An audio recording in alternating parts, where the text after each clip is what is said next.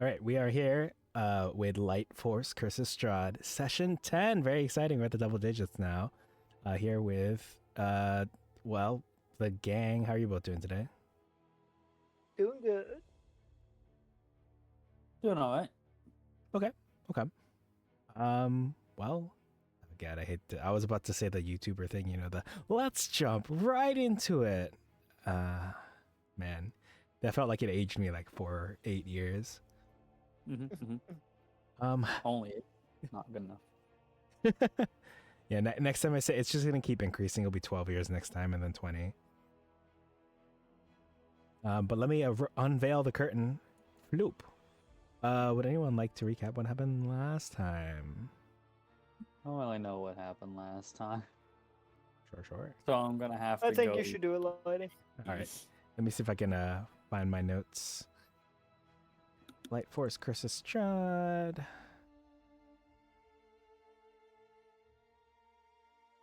Dates. Oh. Notes. Okay. I didn't take notes last session. It's okay. I got this. Okay. So what had happened last time was you all were here at the Burgomaster's place and you spoke with his wife, Lydia, who I've seen a lot of art of her with a player character on Tumblr. It's been fun to see. I don't know what happened to the Burgomaster in that campaign. I also don't really care enough to ask. She seems pretty happy with that player character, so I'm not gonna ask questions.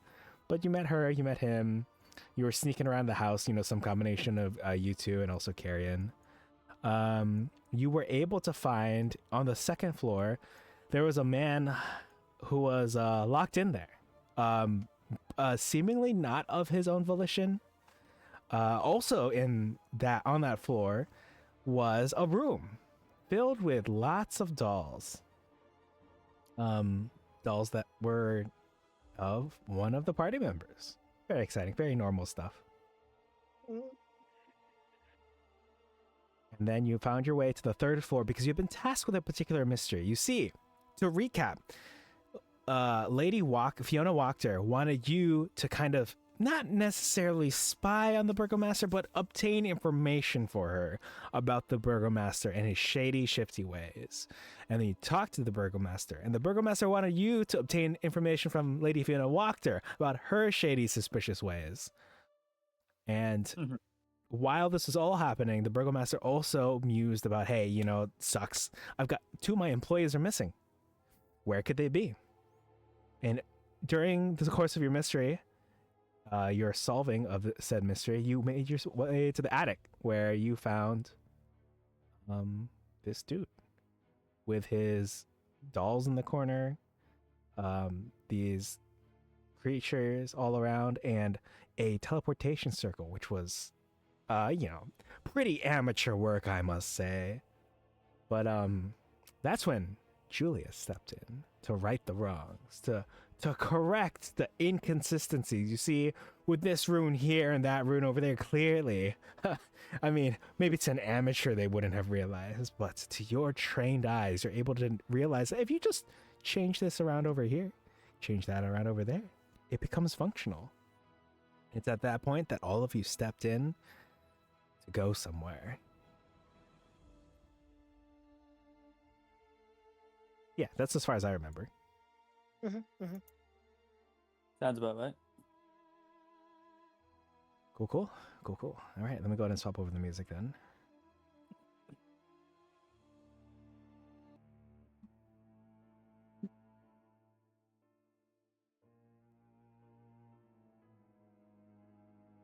And let me take you all to a new map. Keep expecting my D&D info folder on my desktop to be titled D&D, but it's tabletop games because it's also got information for Honey Heist and Goblin with a Fat Ass if I ever play that. Nice. And tokens and all that. But like, I have difficulty finding it every single time. I actually have my TTRPGs folder pinned on the left side. I'm kind of curious. Let me see what ones I've pinned. I have the usual, and then there's TTRPGs, commissions. I guess I have Ivan Dutch, who does most of the music that I run, not this current track. I have his folder of music pinned here, but I don't ever click on this. I have a map doctor folder pinned here that I don't ever click on. That's another person who provides maps. TTV for Twitch stuff, and then apparently I have pinned Light Force Curse of Strahd. Interesting. Neat. Neat indeed. All right, so the recap. Hold on. Is this the one I want? Okay, sure. Actually, let me blow up something else. Give me just a moment. Aha, there you are. Sorry, I want this one instead.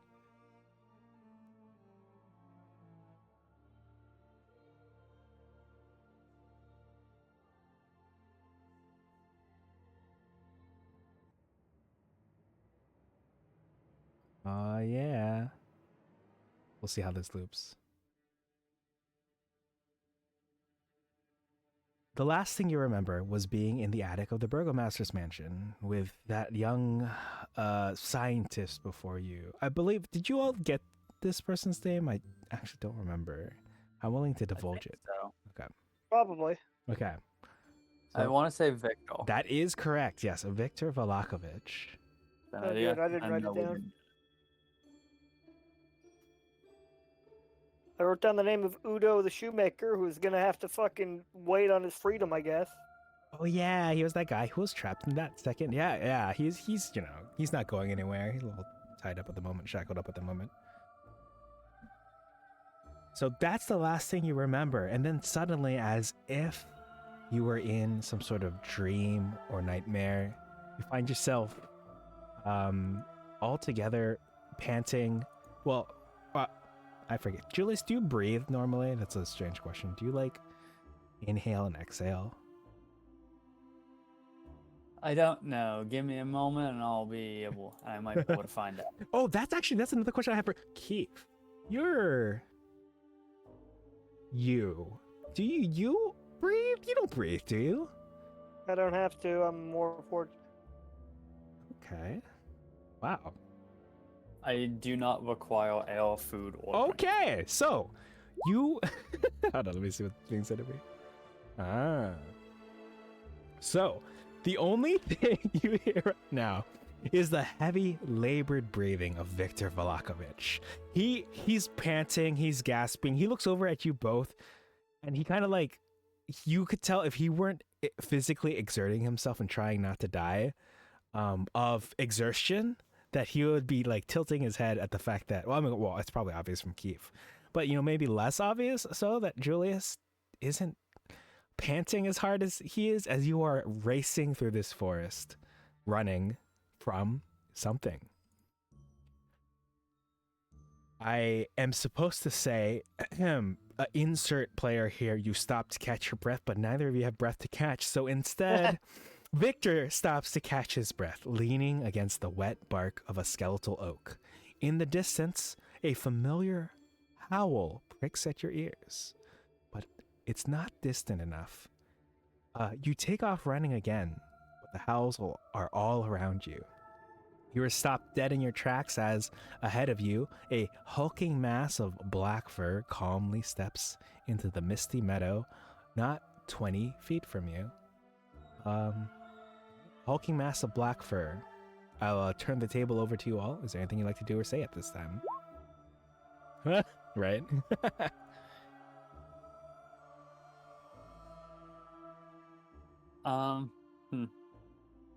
Werewolves, I take it. Presumably. I'm gonna move to grab my sword, but I won't draw it yet. Okay. Before long, the pack has caught up. Entering the meadow are 30, 50 wolves, all slavering and snarling at you.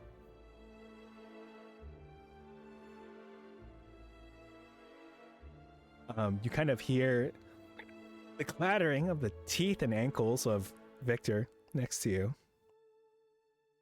as he quietly mutters to himself, Where are we? Where is this? I'll roll a new character. It was your circle. Why don't you know?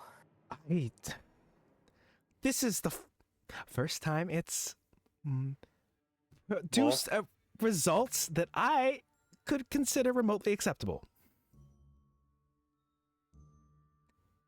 This is also my first time stepping into the circle myself. Julius Where just was kind it of like supposed to send us? Julius just kind of leans over to Keith and he's just like, anyone that would have used it before I fixed it would have been instantly vaporized. And wasn't there at least one person who'd used it already? Like we Yeah. were. Correct. There were The two missing people. solvents that the Burgomaster asked us to find while atomized by this twat. That's correct. Instantly vaporized. The shreds, you said. Ow, my neck.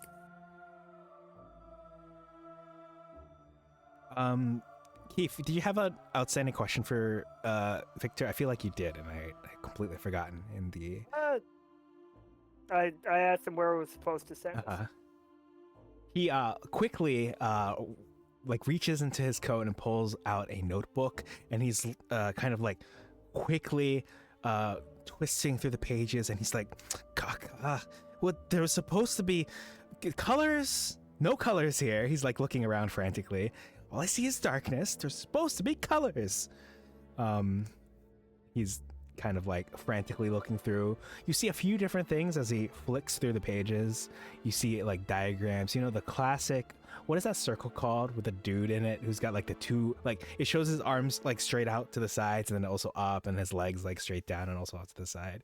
You know, he's got a few different diagrams like that, whatever that thing is called. I think I know what you mean. Yeah. So as he's frantically looking through, you happen to turn once more to face the enormous mass of black fur, where you had initially thought it a werewolf or perhaps an upright dire wolf. Was it upright hulking mass of black fur? You know, calmly steps. Huh.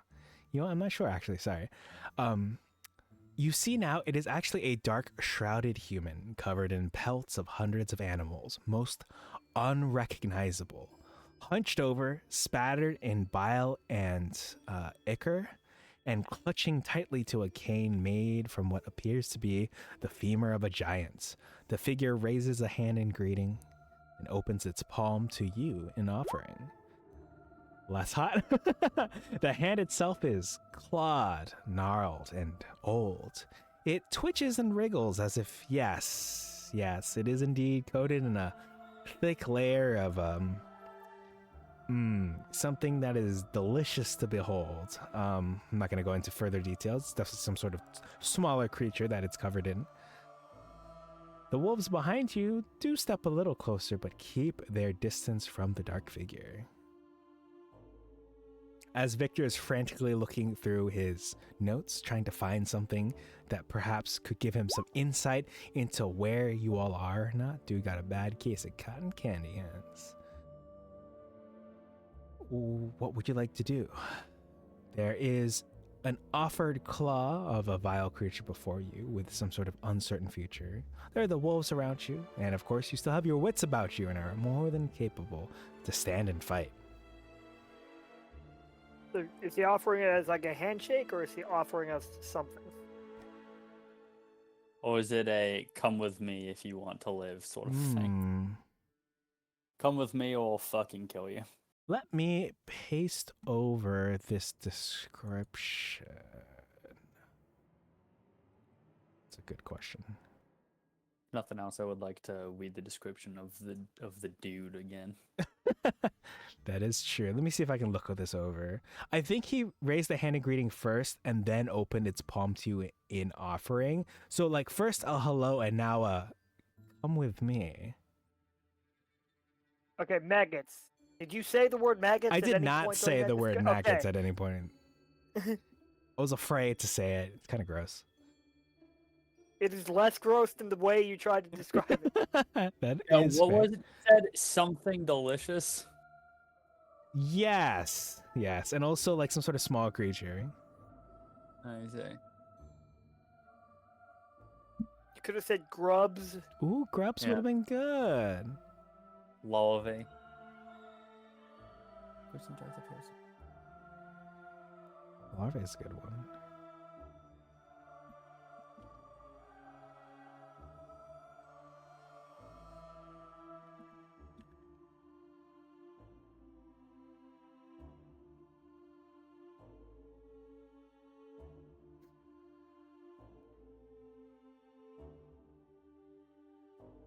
I will. People Mhm.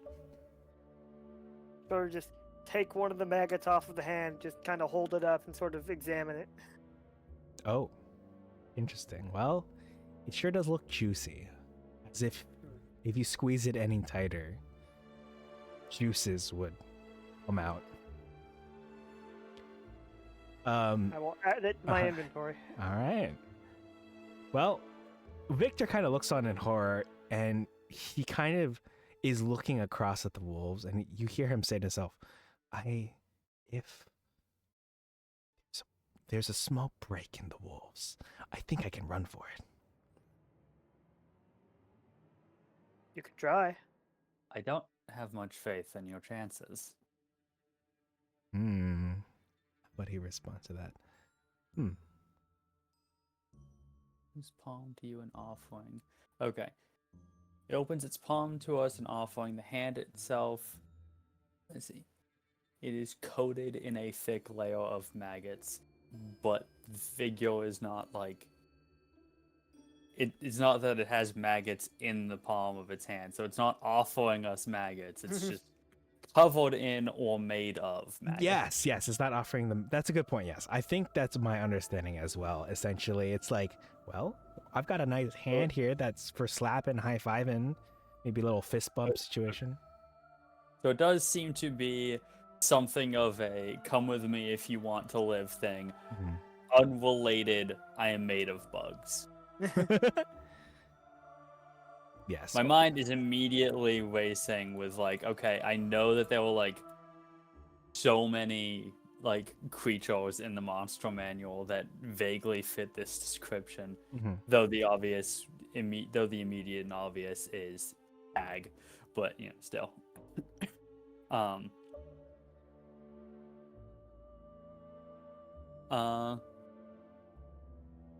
Julius looks around at the like fucking 50 wolves you mentioned, Olio. Considering the concepts of bounded accuracy and action economy and economies of scale, wolves on their own are not a big threat, but fucking 50 of them might be. So Julius will pipe up and say to Keith and incidentally Viktor as well. I don't much fancy our chances with the wolves, and I've made sketchier deals with worse figures. I guess that's technically true for me as well. It might be wise to take whatever bargain this devil offers. All right. Figuratively speaking, of course. Can you speak? Keith will say to the figure. It solemnly shakes his head no.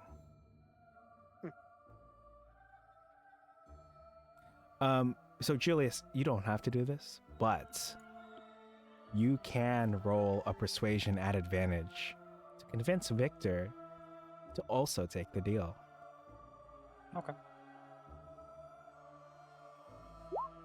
15. 15 is pretty good. So Victor looks repulsed at the side of the hand. You can tell that, normally he would have his servants in waiting do the deals for him. We can see how having his servants do things for him turned out for them poorly. So he's not opposed to the idea. You can see that in his mind he's trying to think, okay, take the hand. Take the hand. It's not that gross. It won't be for long. While he's thinking this over, hand outstretched, what would you both like to do? Well, originally I was gonna take the hand myself, but now I think it's way funnier to make Viktor do it. Okay. Go on, this escapade was your idea. So like the wolves are growling and getting closer. Now you two, like, no, you're gonna take the hand. You're not gonna try to trifle with 30 to 50 wolves. Based on the D&D 5th edition action economy. But Viktor doesn't realize that he's an NPC in D&D 5th edition, and so he's like, he's like actively sweating. You swear that if it were. You swear like if we wait a little bit longer, he's on the verge of pissing his own pants. Man. All right. I will actually have to. I'm gonna roll contested for him. Let me see this. The thing is, this is normally some sort of decision. Like, hold on, where is it? Okay, where are the NPCs? Is it normally supposed to be like a difficult choice for the players, right? Not so much for Viktor.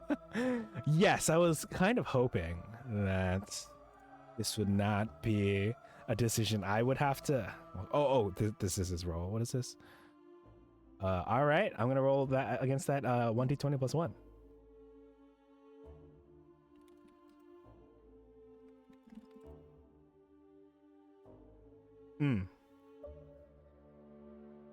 I see. All right. Well, he looks kind of like he's afraid he's gonna catch the poor if he tries to shake this person's hand. So he's like scanning again, and it looks like he's actually gonna make a break for it. You tried your best. What would you like to do? I would like to grab Viktor by the wrist and then just like put his hand in the figure's hand. You hear him let out like now I don't want to say unholy, I don't want to say inhuman, and I normally imitate it myself, but it's gonna peak the mic and it's not gonna catch through anyway. But like he lets out this like high pitch like ah, and he is very uncomfortable with this, but with that, you see a brilliant flash of light emerging from the hand, enveloping all of you. And you find yourselves separately. You find the same scene. I'm going to describe it to you both. But at least for Keith and Julius, this is the sight that you see. Hold on, sorry. View entire adventure. Thank you. You see that a stone brazier burns fiercely in the center of your vision, but its tall white flame produces no heat. The rim of the brazier is carved with 7 cup-shaped indentations spaced evenly around the circumference. Within each indentation is a spherical stone, twice the diameter of a human eyeball, and made of a colored crystal. No 2 stones are the same color. Let me post this for you all. I don't like that picture you changed to. That's actually the wrong picture. I wanted this one. I don't like that one anymore. So that's what he looks like. He's right here. Let's get him. We're dead. You'll see that the stones set into the brazier's rim are colored red, orange, yellow, green, blue, indigo, and violet, respectively. Tacky. Have we run into something like this before? I told you at the end of last session, I gave you a little heads up. Hey, this is what you might encounter. Out of curiosity, what color would you choose? That way I was able to kind of plan ahead of time.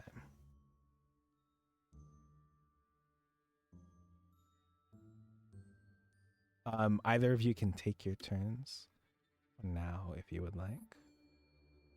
There is no turn order.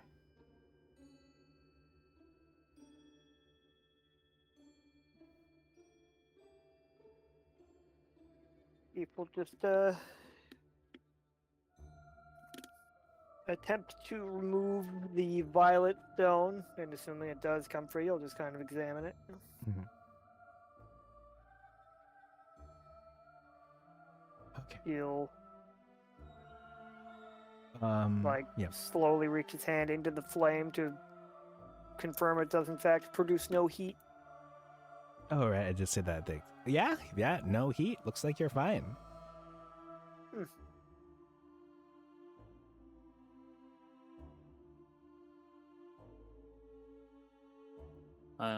I guess I'll take the red stone. Okay. It's interesting. When you take the red stone, you'll notice that the violet stone is kind of hovering in place.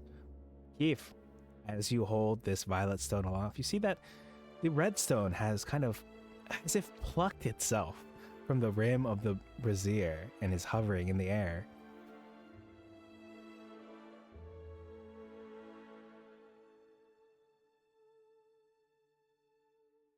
Trippy. You see no So- third stone emerge from the outer side of the rim. So at this point, do we like realize that? Oh wait, we're alone. Like, oh wait. So like, basically, we don't see each other, but we Mhm. also don't see Viktor. That's correct, yes. Oh.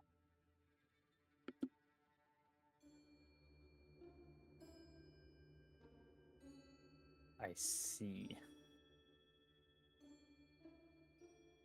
Is my familiar still on my shoulder? Oh, shit. I think so.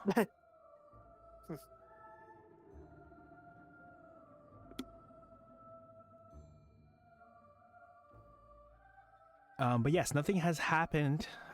You've got your stones, though. You what? What is the... Oh.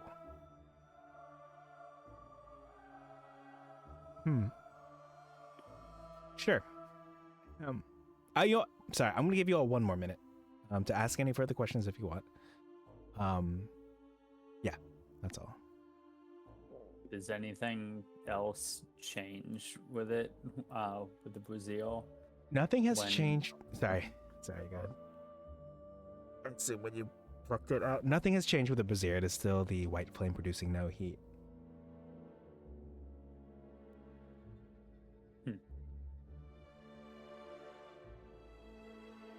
Keith will flick the violet stone into the flame. Ooh, okay. When you flick the violet stone into the flame, its flame changes from white to the color of the stone. You hear some sort of sizzling or sifting sound above you. I look up. Oh, you have dark vision, I assume, since most people do have dark vision. I have devil's sight. Oh.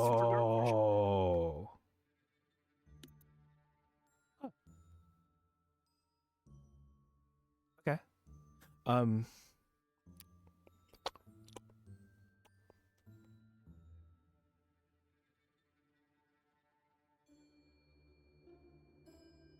Through the murky air, fog, mist above you, you see a wood-framed hourglass as tall and wide as a dwarf, hanging 10 feet above the brazier, suspended from the ceiling by thick iron chains. You see that most of the sand is stuck in the upper portion of the hourglass, but has begun flowing down into the bottom.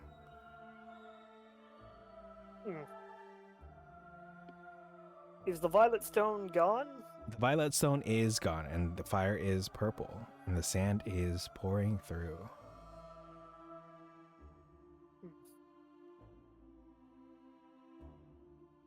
I'll try picking up the yellow stone and putting that in the flame. Okay. Also, from Julius's point of view, you do see that the purple stone has found its way into the flame, turning it from white to violet. And you'll see that the yellow stone has just been plucked from the outskirts of the rim of the brazier. And I'm sorry, you said you were tossing that into there also? Yep. Okay. You'll see that the flame has changed from violet to yellow. Mm-hmm.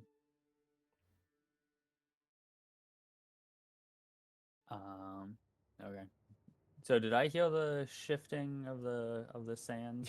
Yes, you also hear the shifting of sands somewhere up above. All right. Um,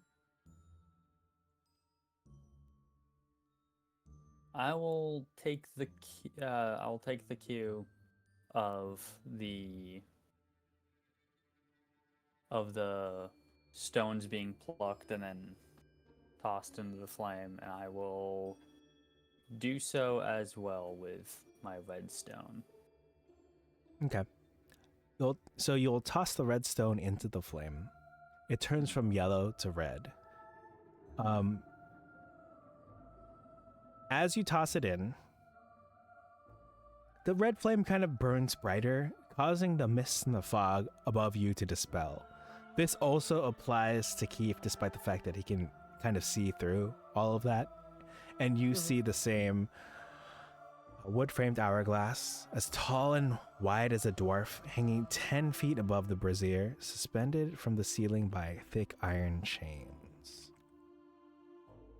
You see that the sand has begun to pour down, and both of you have noticed that written in glowing script on the base of the hourglass is a verse in common.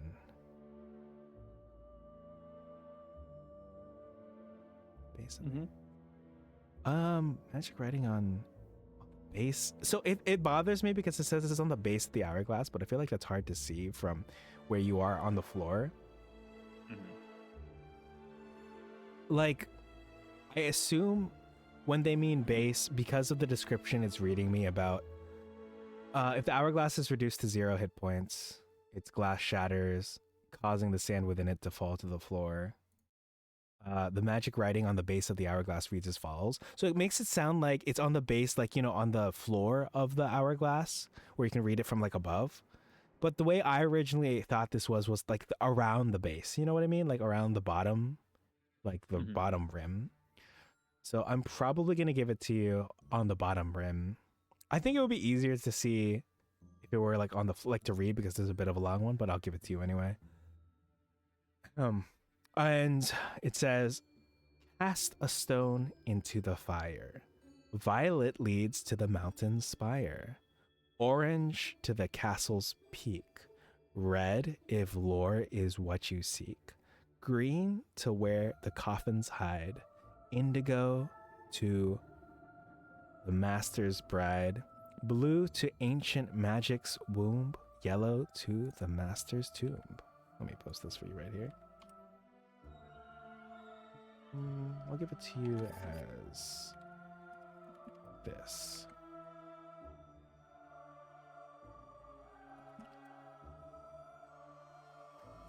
And it's at this point that you'll see that the stones have reemerged around the outside of the brazier. Oh, ancient magic's womb. I thought you said dragon. Ooh, that would be quite interesting for you, but I think none of the... Anyway, I shouldn't say. Master's tomb. Well, I don't know if we actually want to go there. Yeah, He like says to himself, but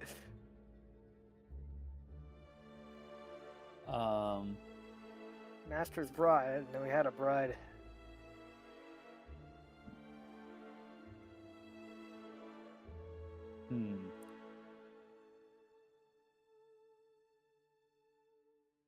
I'm gonna say that Julius is going to kind of assume that the supposed other figure plucking stones and tossing them into the fire is probably Keith, because he knows that Keith tends to be inquisitive. Sure. As it goes to like puzzle solving shit. Yeah, I'm cool with whatever.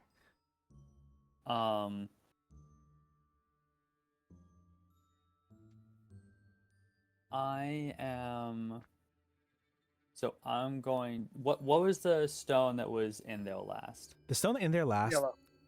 Well, actually, I think you just changed the one from yellow to red based on what Julius has thrown in. But Oh, that's right. I've given you back the stones. They've like reemerged around the outside of the brazier.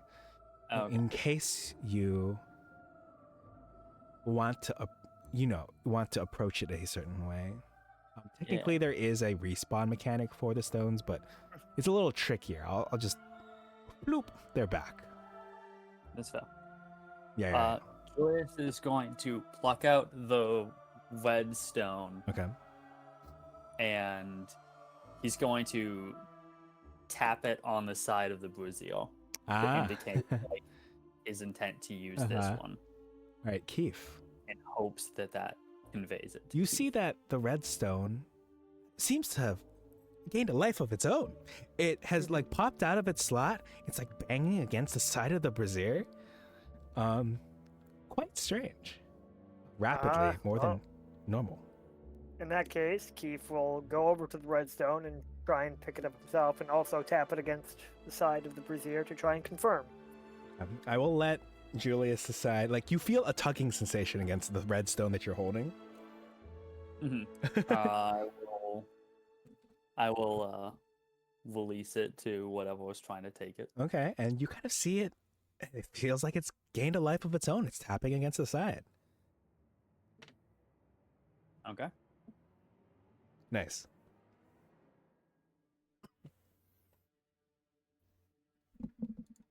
Well, if Keith isn't going to do anything else with it, I will take the stone back and put it into the fire. Nice. All right, the fire burns a bright red. It looks warm to the touch if you remember what warmth feels like. That isn't like a jab, that's like a legitimate because, you're because of the lineage that you are. Mm-hmm.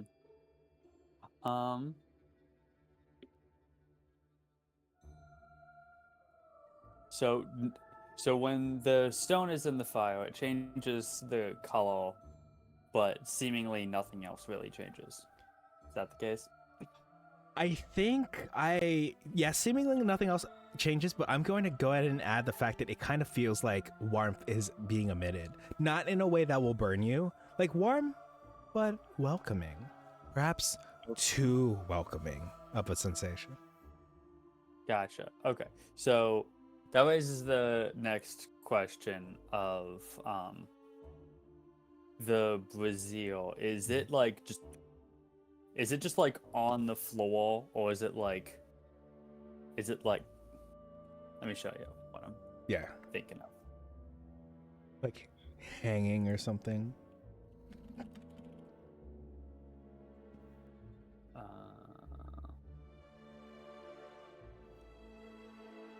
I wish I had a picture from... Oh, wait a minute. I'm a fool. I know exactly where to find a picture.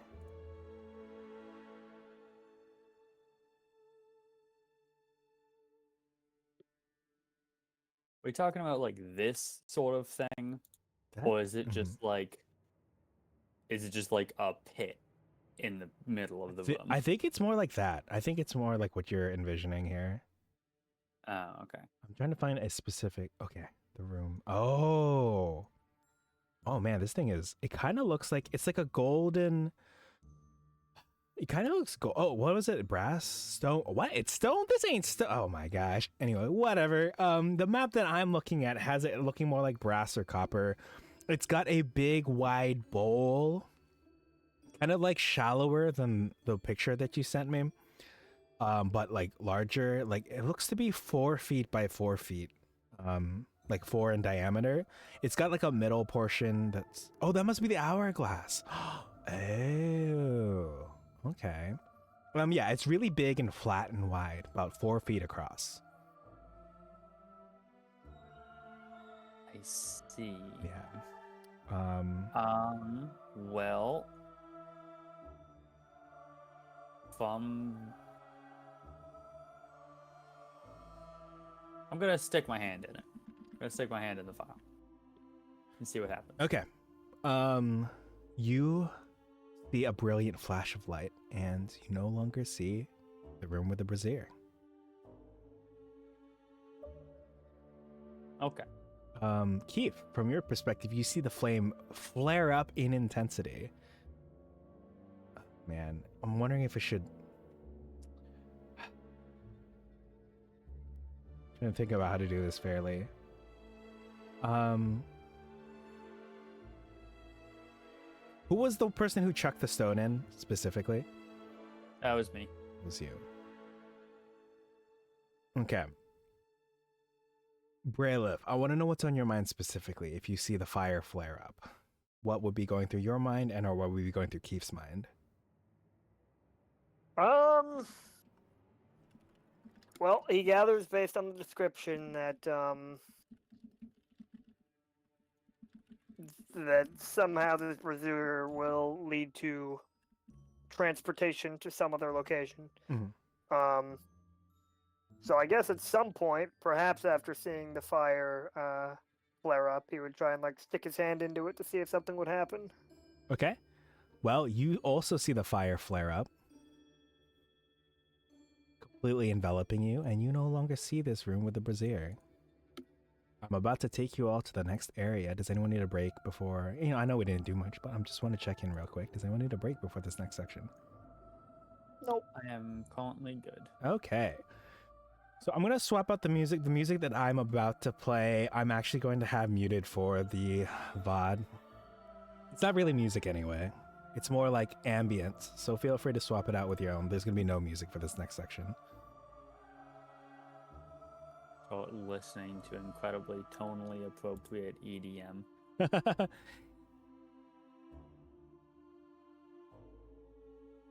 All right, let's see if this is playing. Yeah, stop this music right here.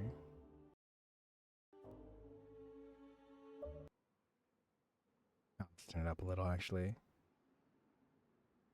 Oh, man, I feel like I have to turn this up a lot. All right, I'm going to turn it up a little bit more. I apologize.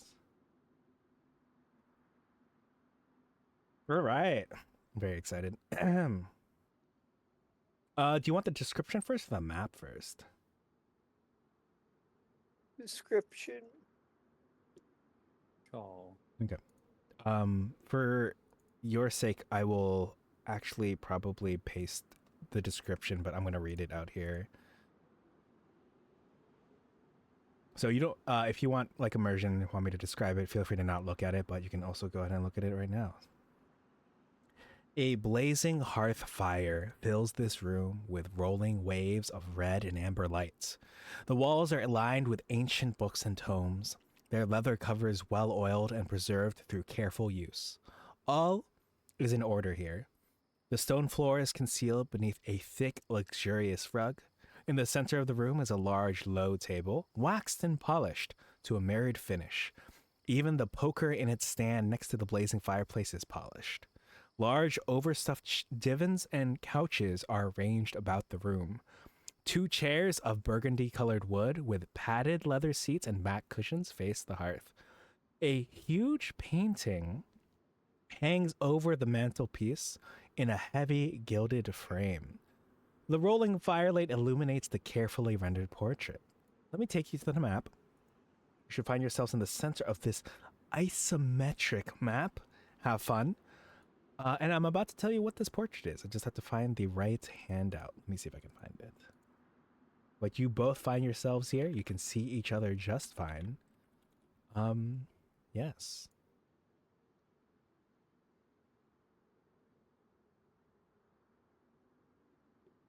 Oh, and I will paste in the Discord the picture that you see, the portrait that's above the fireplace. You can see the fireplace to the right on the map. What's the picture you see?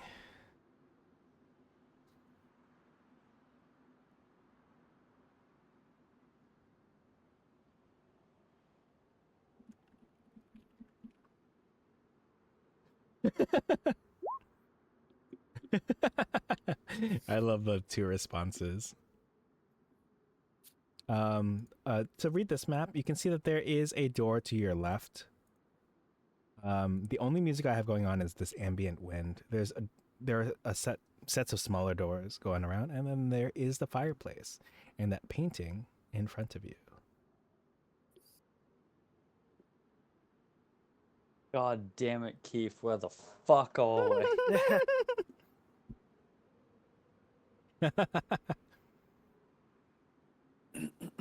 Man, oh man. Oh, I'm sorry, it's D&D. God's damn it, Keith, where the fuck are we?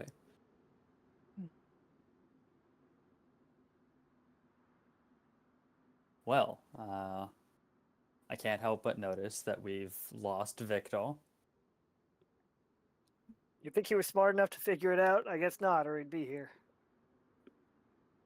There was a distinct possibility he died. Well, Oh, speaking of that, I mean, I'm not confirming one way or the other, but Julius, I'd like to grant you a point of inspiration for, you know, hey, you could have grabbed the hand yourself, but you know, in your attempt, for whatever reason it may be, you know, looking out for him or wanting to see him eat shit, I don't know. You can get a point of inspiration for grabbing his hand and placing it in the maggoty hand. You. Yeah, out of It was indeed out of a desire to make him eat shit. so there's a whole bunch of bookshelves lined with tomes and shit. Yes. Oh, Congratulations. fuck me. I can't read. Oh, hold on. Luckily for you, I can. You know what's really funny? Yeah, what's up? In D&D 3.5, Yeah. barbarians were mechanically illiterate. Oh, Yeah. They had to take a feat to make it so that barbarians could read. wild. Don't worry, Keith can read books for you if you want. I can read. Oh. And it doesn't exist anymore. But you can always just still say that your character is illiterate, which is a very entertaining prospect. I remember reading a story about a party that they all made their characters without communicating because they thought it would be interesting, and all of them picked barbarian. So they had a team in 3.5, a very, very like unfriendly to marshals system. They all picked barbarian, and only one, and it was like a group of 4 people. Mhm. Only one of them took the feat that made it so that they could read. So the last Yes. 3 of them were illiterate. Yeah. They ended up I think it was a relatively short campaign, but ultimately they ended up it was centered around a specific town, and they successfully cleared the campaign. They saved the town. No one died, I don't think. And all 4 of the barbarians, they got a statue of the 4 of them, in the town, dedicated to them. But one of the things that was kind of funny was the fact that there was an inscription at the bottom, but only one of the barbarians could read it. And there were puzzles that came up that involved needing to read, and only that one barbarian could actually participate in that puzzle. Oh man, I love that. Like the dedicated reader for the group. Exactly. Well, Designated driver, but for reading a book. He's like, oh no, I can't read this. Gotta give this to Grog. people say, well. Yeah, I love the idea also that they all have the various names, and then some of them are very high class, sophisticated names. It's like, this is my character, Bartholomew, having out or whatever, and it's just oh, sorry, I can't read. Could you hand that to Grog Stonetooth? He's the only one that can read. College level, actually. Nice. He's very well read. And then you hand it to Grog, and Grog just Grog, thank.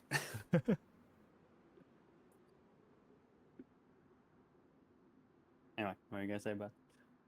People say, well, great, this is exactly what I've been looking for. Maybe we don't need to bother with the Burgomaster's library. Ah, shit. Maybe I shouldn't have teleported you all here.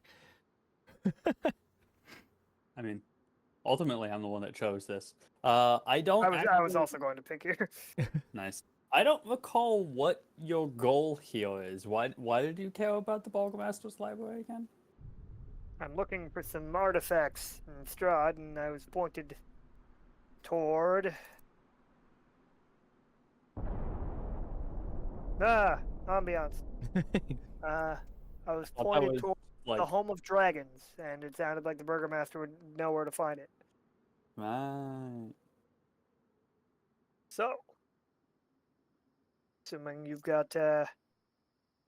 assuming you don't mind waiting around, I'll start looking for info. By all means.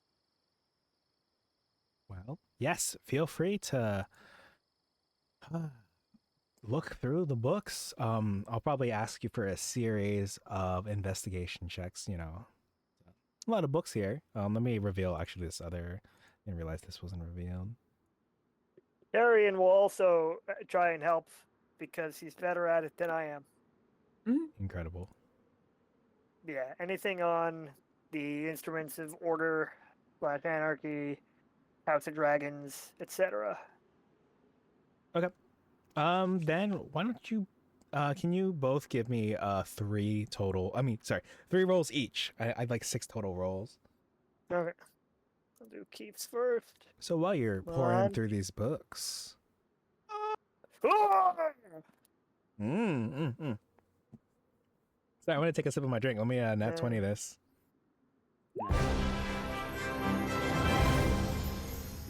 What the heck? Go! Excuse me. Oh my gosh. I want to know everything about them. Like, where the fuck are they? I find one of them in the fucking bookshelf. It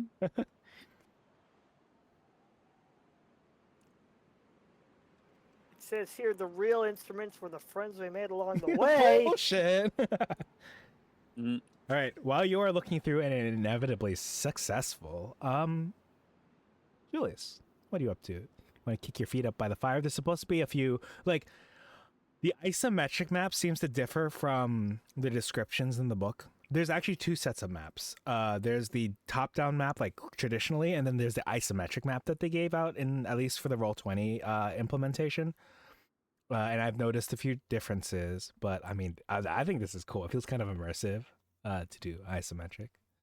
But yeah, I'll try my best to, like, there's supposed to be large overstuffed divans and couches around the room. So just because you only see like 3.5 chairs, you know, you could just lounge around if you would like. Just wanted to check in with you before I potentially reveal something to Keith. Yeah, Julius, I keep calling him Julian. I think I should just change his name. If you want to, I can change it to your end to too. Julius for like the same reason?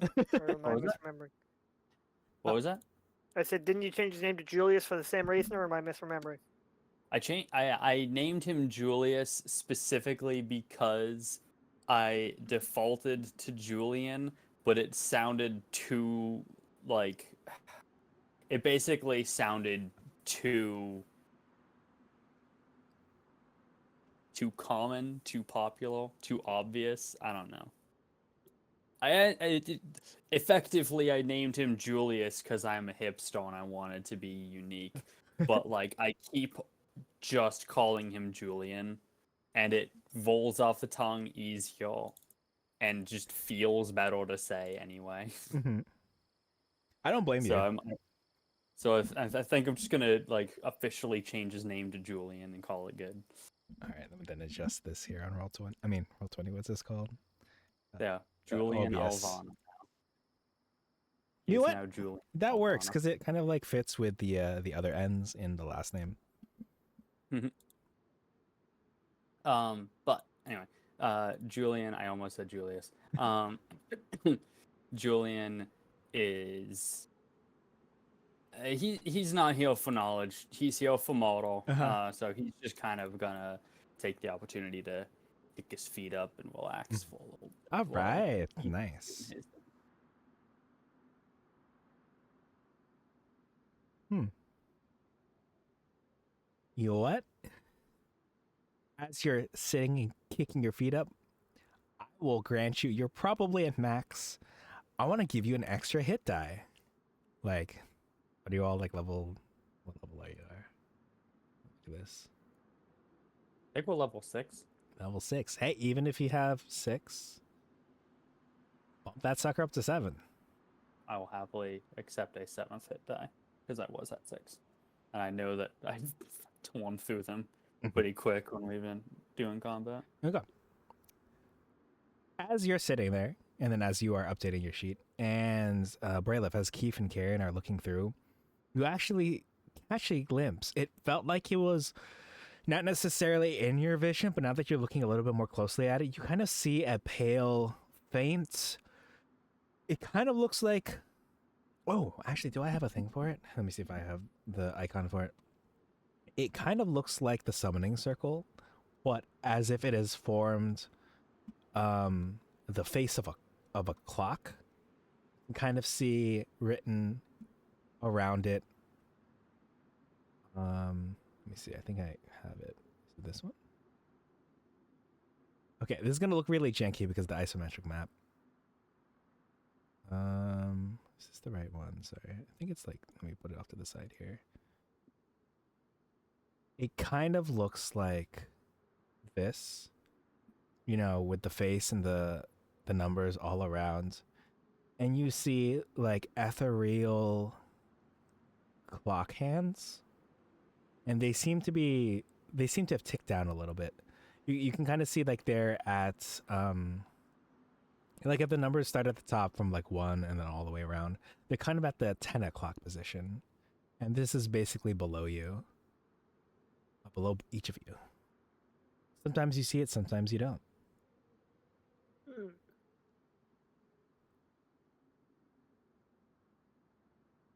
Okay. Did you, Bralef, did you roll for Carrion first or for Keith first? I think Keith first, right? Yeah, because Carrion hears the intel. Okay. So you are the first to find a book. This book seems to be detailing an order. Let me get this right. The exploits of a faction called the Order of the Silver Dragon. And how they, you know, attempted to do good, you know, help people in need. Think roving bandits, think political unrest or misuse of positions. They try to do it all, but they had a force of many knights as part of the Order of the Silver Dragon. And this is like a third-hand account of, oh yeah, they helped this village out. Oh, they helped that village out. It's a pretty extensive book. It's a shame it's kind of like a third-hand account. This is when Carrion comes in with additional information. There's another thinner book kind of detailing how the Order of the Silver Dragon has settled down in a valley. A place known as Argenvostholt. Let me go ahead and spell that for you in case you haven't. I think I gave you at least part of this before. Yeah, I have that name. Oh, you have that name. Okay. And its location, its last known location, which is southwest of the city of Vallaki, which coincidentally was the city you were last in.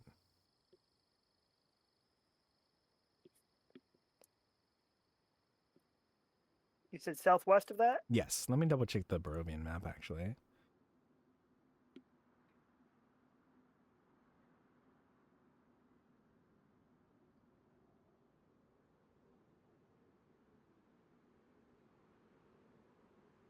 Man, so many. Okay, here we go. Barovia. And as a bonus treat, I will open up the path to it on the overworld map.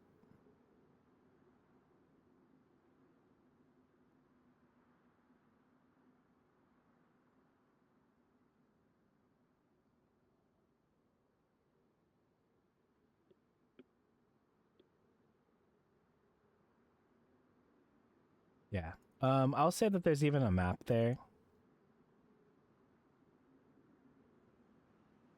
And I will actually take you to the overworld map for just a moment. Where is it? Oh, it's all the way up here. Let me just drag you down here real quick.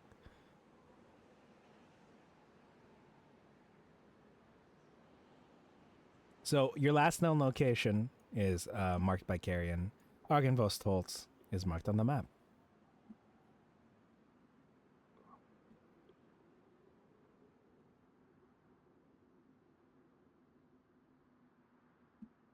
And there you go.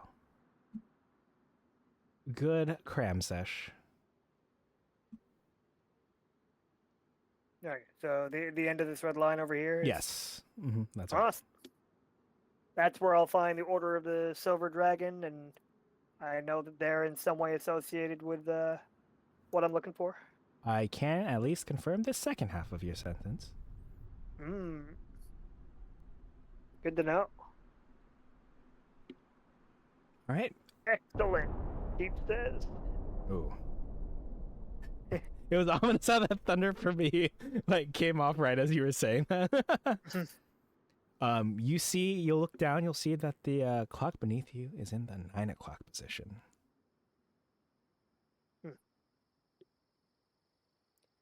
Well, it's definitely going to help. I know where I need to go next. It's pretty close, actually.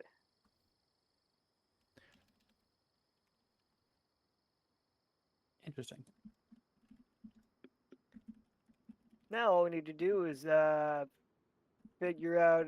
Well, actually, I actually have no idea if we're close there, close to there anymore. So I guess we should figure out where we are now. Yeah, actually, point. you might be there already. Ooh. Trippy. So So this place that you were looking for, it's close to what? Valaki, the city we were just in? Yeah. That we have seemingly teleported God's knows where from. Correct. Excellent. Brilliant. Well, also, I'd like to chime in real quick. So the painting above the fireplace, it's not immediately apparent, but I feel compelled to point out that it kind of looks like if Irina had red hair instead of her darker brownish hair. Like you'll see a lot of similarities in the facial structure and everything.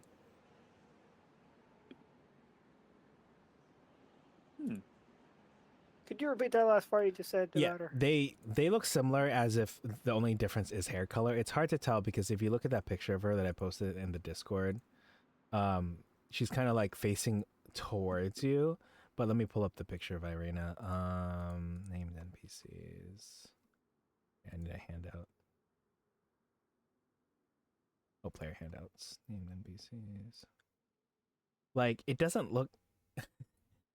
She looks... Here, let me show this handout again.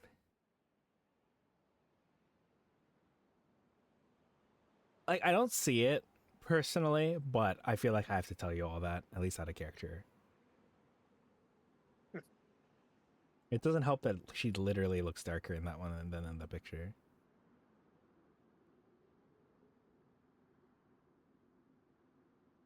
But yeah, I just want to let you know.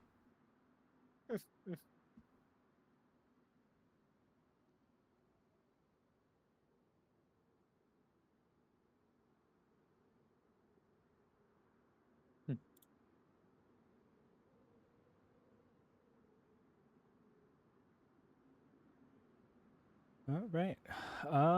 Yes, do any of these doors look interesting to you, or do you just want to chill?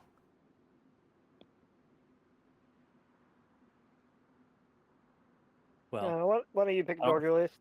I don't think that we're going to get anywhere from chilling. Julius will go over here. Ooh. So, Keith, was the only reason that we were still in Valaki so that you could find information on this dragon place that you needed to find? Say it again. Sorry. Was the only reason that we were in Valaki at this point to help you find information on this dragon place Madam Eva mentioned? That was part of the reason. Forget if there was anything else we needed to do there. We were definitely helping out with the locals with their game of politics, Mm-hmm. but I don't recall this point if we had any other reason to stay after helping Irina get settled in. Let's see. Find evidence against Burgomaster Vargas, who also find out what he did to Fiona's daughter. Mm-hmm. Fiona has 2 sons and also sleeps with the corpse of her husband. That's normal stuff. Don't worry about that. We have a That's like, password. dude, everyone does that in Valaki. Yeah. We have a password to call on Fiona's people for basic assistance. And also, we know that the Burgomaster has a fucking slave. So What? Just because that guy was chained up doesn't mean he had to perform menial tasks for no pay. Yeah, that's a very different thing. okay, but we should still probably help him out. What I'm hearing is there's not much of anything left in Valaki to care about. I mean, That's still- my takeaway. I'd still like to help out the locals, and at this point, I'm pretty distrustful of the Burgomaster. So I don't feel entirely right just turning my back on that whole situation. Okay, well, I suppose we should get back to Valaki then. Yep. Despondently kicks a pebble on the floor. Oh wait, what horrible death traps do I find? Well, let me reveal the right side first. The right side is Fascist. a large stairwell.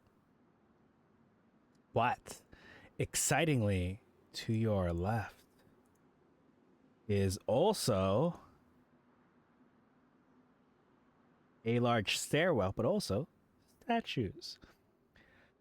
Dark alcoves line the walls of this long hall.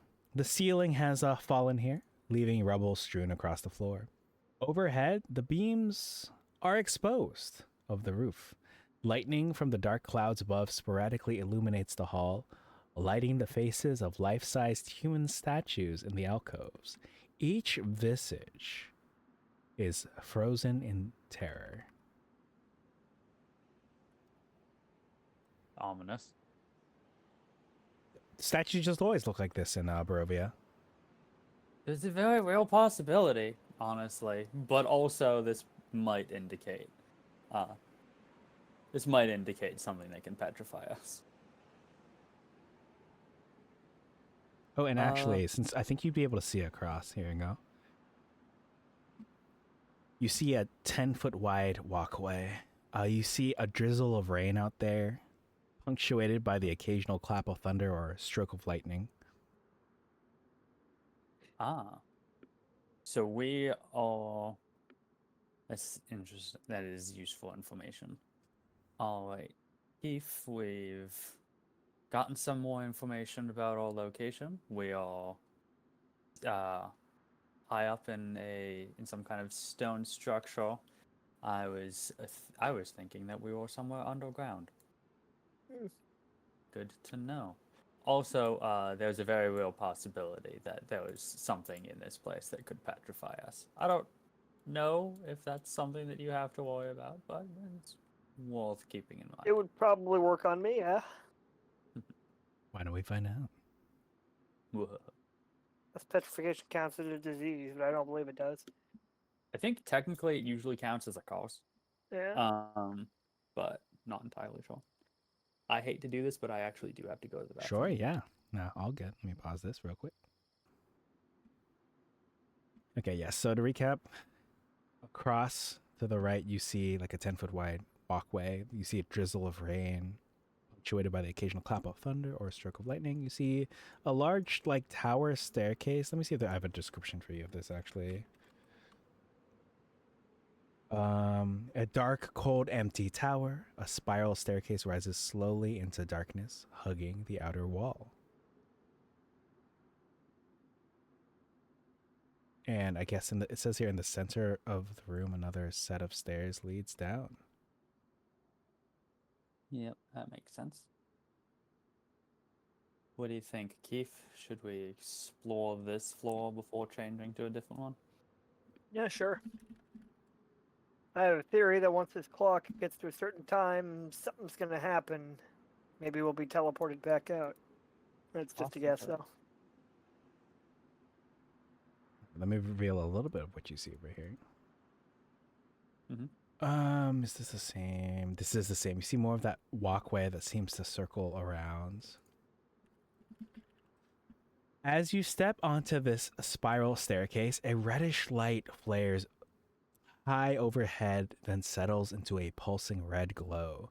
You now see the full immensity of this tower. The spiral staircase circles up the tower's full height. The tower, 60 feet wide at its base, becomes narrower as it climbs. And at the pinnacle of the hollow tower, a large crystal heart pulsates with red light. Above the heart, you see that the stairs do continue upward. Let me send this to you all in Discord.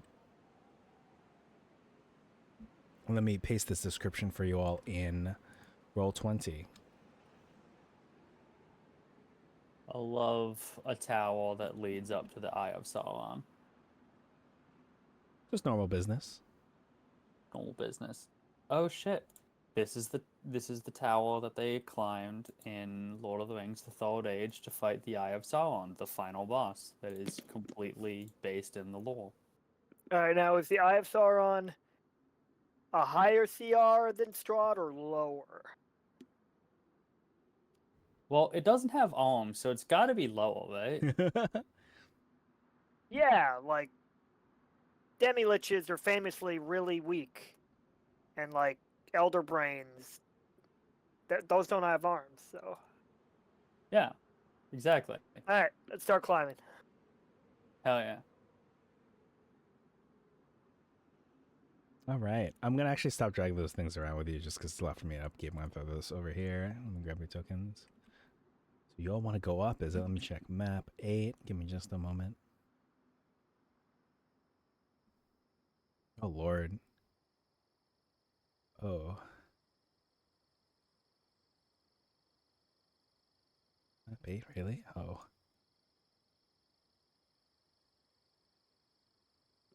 Let me just double check. Up 100 feet to map 8. Alrighty, well. Okay. Okay. You know, it says it's a heart. The picture kind of looks heart-shaped from here. The isometric map, it legit looks like a heart. I just want to warn you all before I take you to this map. I'm willing to show this to you. I just want to double check with you all before I show it. Like you wanted to double check that we're okay with the image of a human heart? Yes. Gotcha. That sounds fine to me. Yeah. Alrighty, well. So what are we doing again? Are we actually climbing the stairs right now? That's what I assumed, yes, because you all are going up. Okay. So up the stairs. Let me if I have no what's the word for like deniers, like people who not willing to do so? Dissenters. If I have any, unless I hear a dissenter, I'll take you all to the next map. Yeah. Yeah. All right. You'll find yourselves, scroll down a little bit. Let's see, K20. Vomiting profusely.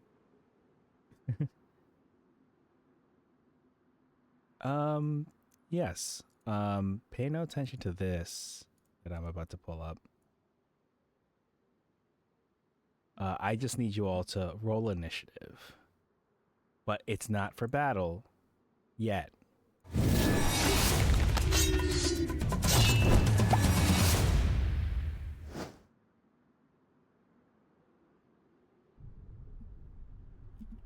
You need us to roll initiative, you said? Yes, please. No. We're gonna fight this tower. Stab the halt. Is the halt symbolic or is the tower symbolic? Hmm. Actually, it doesn't give me a token for this, so I'm just gonna. Who will be our victim? Oh, I know what's perfect.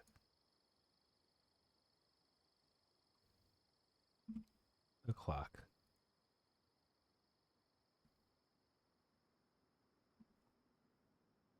Wait, sorry, give me just a moment. I need this thing to give me a what's it called? An initiative bonus? Because right now.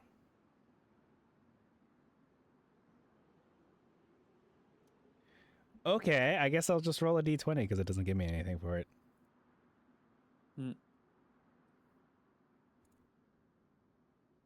Hooray! I'm gonna guess the heart isn't super dexterous. Honestly, I don't know. It could be. Watch you like try to hit it and it just like flips dimensions or something like that. All right. It's at this point I'm probably actually gonna play some music. Again, you're not in combat. I just want to play some music. That's all. Uh-huh.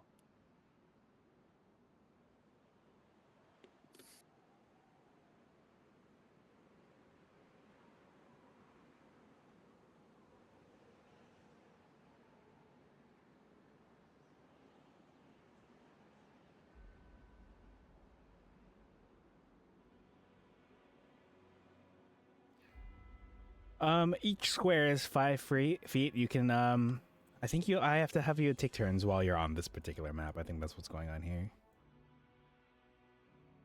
Okay. Let me reveal more of what's out here actually.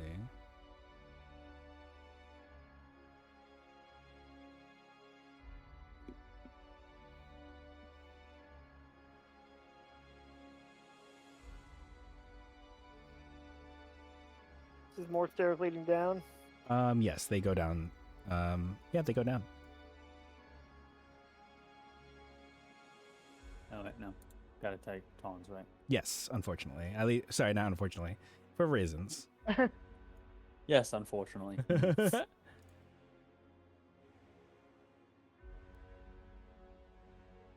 All right. I assume that's your movement. Would you like to dash or do anything? If you look down, it does seem to go down a little bit. Let me reveal the next portion is actually over here on the lower portion of the map. Oh, this map is huge. I didn't realize. Yes, yes. You're on one floor, and you'll see if you zoom out a little bit and scroll down, you'll see kind of the stairs that you're looking down into. You can kind of see that they lead out. You might not see that door specifically from your angle, but maybe you do. Huh. I'm going to say from your position 5, 10, 15, 20, 25. It is 30 feet to the base, right to that square in front of the door. And all this stuff that's blocked off right next to me, is that visible from where I'm standing? It's like a tower of some sort. I don't think it's visible. Alright.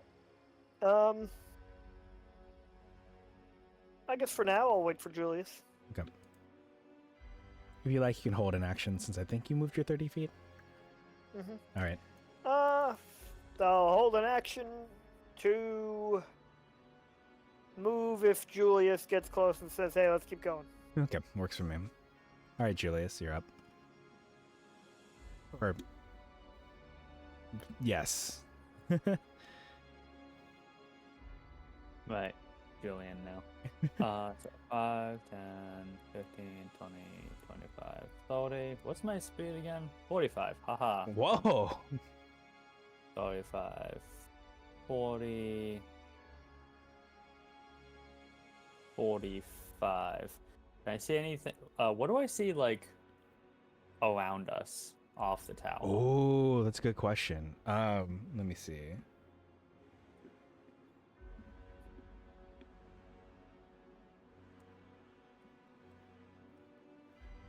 The 60-foot diameter tower roof is rimmed with battlements. A slender stone bridge with no railing spans the gap between this tower and the slightly taller tower to the north that I think you just emerged from. To the east, a high tower thrusts skyward with no apparent opening at this level. Black boiling clouds hurl rain from above. And off, you can see if you're looking straight in the direction that you were moving towards, I think what you see is you can see a large lake to your far right. Think you're like 1 o'clock, 2 o'clock. More like 1 o'clock. You see a large city town directly to its left.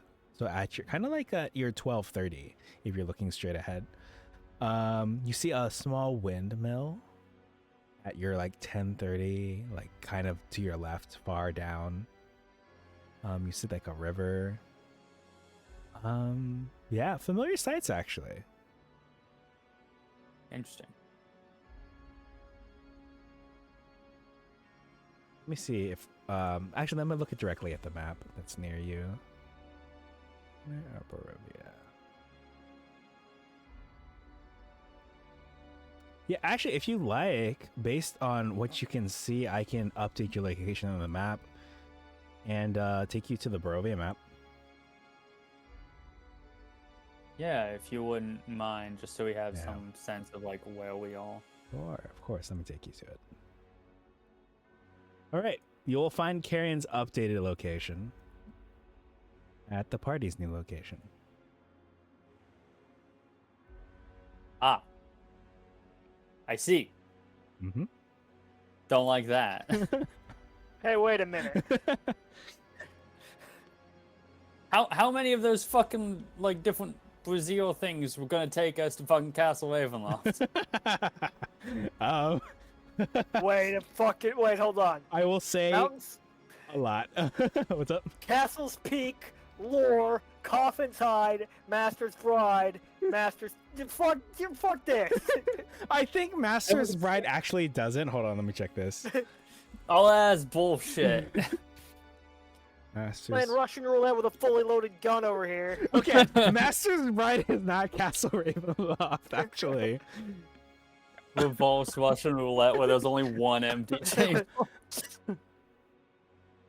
Okay. Actually, there's only 1, 2, okay.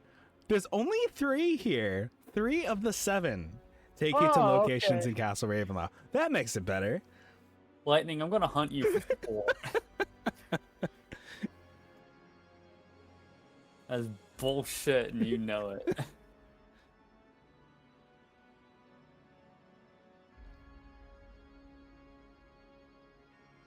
God damn it. I don't know where we are. I feel like we should have, tore up that painting or something. Why is that? I don't know. Stick it to him somehow. Make him furrow his brow slightly.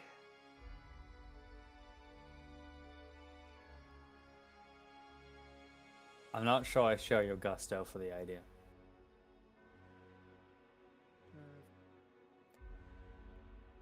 It's at this time that you notice out of the bottom of your eye that that strange circle, the sigils beneath you, are at the 7 o'clock now. Oh, let me take you back to the map that you're originally on.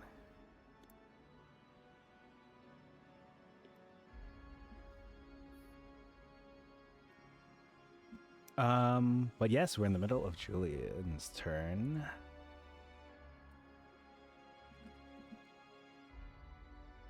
Anything else you'd like to say or do or head towards? Yeah, Julian's gonna say, "Oh, gods damn it, we're Castle Ravenloft."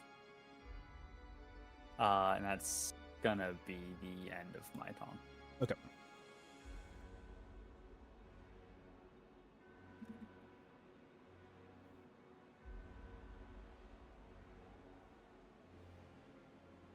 The tower behind you shakes and pitches. Let's see. You feel the vibration even on the tower you're on. It's a little jarring actually. You're like, what the heck? Is that like connected to the? It's like, it's very strong, like a little earthquake, a little mini earthquake localized directly in this tower. Yeah. Keith, back to you. All right.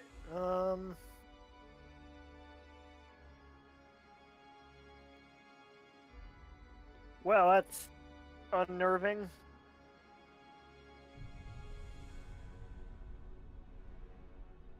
Should we go down or? How, did we see like? Is there much further up? It does Going go up up the stair- more. It goes Alright. up a little bit more. You can tell it perhaps one more floor and that's it.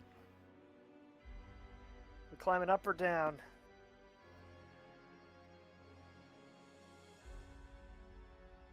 At this point, might as well climb up. See what's up there. There can't be that much more up here. 25, 30, 35, 40. I'm dashing to. Okay. Let me reveal actually.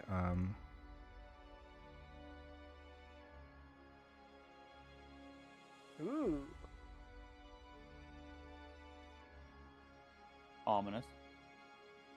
For my benefit, yeah, I'm just gonna treat it like that, basically. Like, I think it technically goes up a little bit more, but I don't care. Mm-hmm.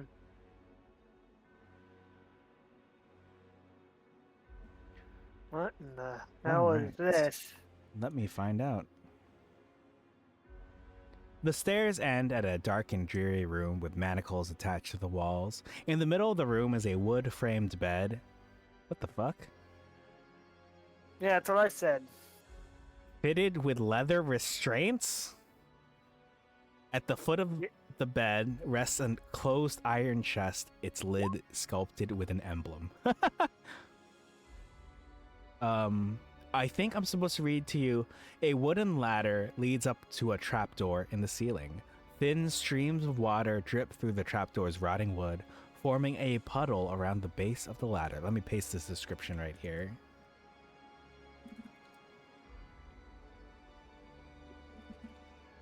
Huh. What the fuck is this room? Hold up. I think I have. Yeah, go ahead. I think I have like 10 more feet of movement, so I step into the base of the chest. I don't have time to do anything else with it, but would I recognize the emblem on the chest? Yes, I think the emblem on the chest is it's the emblem that, you saw when, that letter that you got? May have pasted it. Mm-hmm. Yeah, this one. Well. Ah. A, Ah. Is this just the emblem of Castle Ravenloft? Some would say that's just the emblem of Strahd. Yeah, fair enough. Hmm.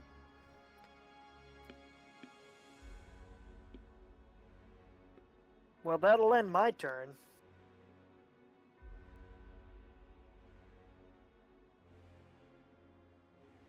Okay. Julian, yeah. I'm just gonna follow upstairs.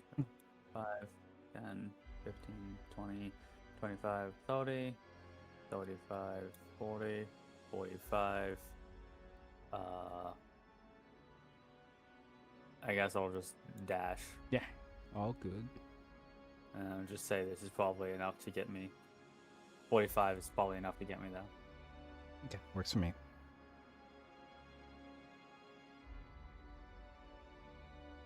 So I'm trying to check something. Do you all happen to know what the... Oh, actually, I know how to check, sorry. I was like, what is the last card in your reading? I'm going to go back to the reading page. 1, 2, 3, 4, 5.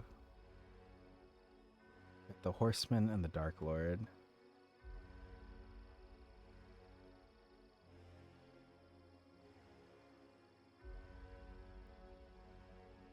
Oh, thank Christ. Oh my gosh. Woo! This is one of the locations that you can trigger the final fight. And I just had to make sure this was not the location where you all triggered your final fight. Amazing. But yeah, you got a bed here. It's like a waterlogged trapdoor up top. A chest. What would you like to do?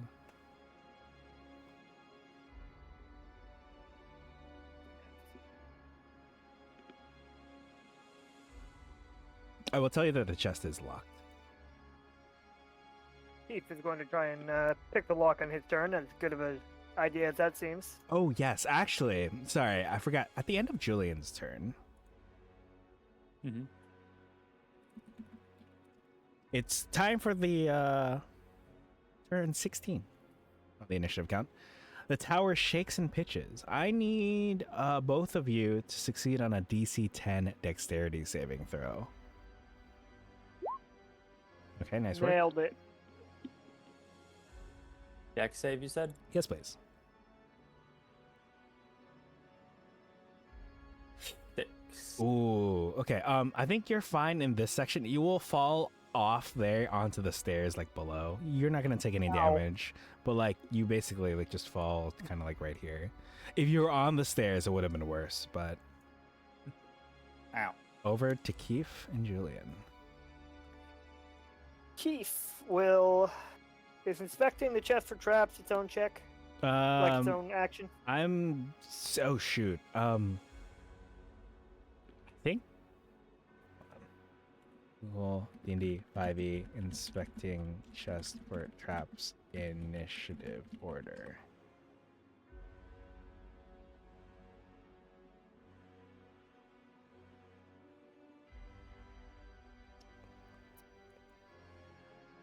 Honestly, I'm not quite sure about to go about this. I will say yes. Yes. Okay. But I have Harrion investigate the chest and me pick the lock Sure. with his flat 0, Okay. 12. Carrion, this trap. This trap. Sorry, this chest. What are traps anyway? Traps don't exist. Okay, cool. Keith is gonna try and pick the lock and Okay. immediately explode. Going to give me the sleight of hand check. Whoa. Okay. Oops, wait, shit, that should be a 17. 'Cause I accidentally Hey, clicked stealth instead of sleight of hand. Is there like a generic DC that you all know of? Like, it doesn't give me a DC. It just says the iron chest is locked and its key is blah blah blah and blah blah blah. And I'm like, I well, believe the default DC of the lock item in the items list is 15. all right. Well, you were successfully able to unlock this chest. Nice work. I will open it. Inside the chest, you see a bejeweled gold crown resting on a silk pillow. Holy shit. I'll take it. Okay. You don't notice anything bad happening. Great. I love to hear that when I don't ask. It's a pretty consoling tone of phrase, though. Yeah, go ahead. And You in don't its notice place, anything I will bad. leave the maggot. Okay. And I will close the chest and relock it. I mean, maybe that'll technically take an action, but it's for flavor. Okay. Well, not that I technically need to know because I'm pretty sure there's only one of these. But you can go ahead and add a bejeweled gold crown from K60 to your location. To your inventory. Is there any movement you'd like to do before Julian's turn? You okay, Julius? Julian. Ah. Julian now. You okay, Julius? Wow. You okay, Julius? I was literally drinking when you said that. I almost spat my drink out. You okay, Orange Julius? God. You okay, King Julian? Little shaken up, but otherwise fine. Good. I'm gonna try and climb this ladder. Did you find anything in the chest? A crown. Interesting. Maybe it's cursed or something, so I'm not doing anything with it yet. But Most likely. and where's the ladder? I think the ladder's like over here. Is it my turn at this point, actually? I haven't moved yet. Okay. 10, and then I'll spend however much movement climbing the ladder. Okay, it looks. Did it? Sorry, was there a height? Doesn't look like it gives a height. Oh, K60A.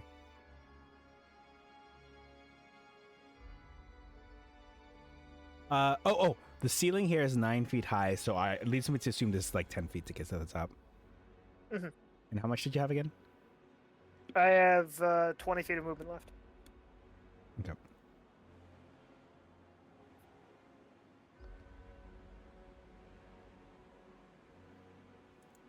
Well, feel free to make your way to the top. A cold wind greets you atop the tower roof. It's a rain-slicked flagstones surrounded by a 20-foot diameter ring of stone battlements.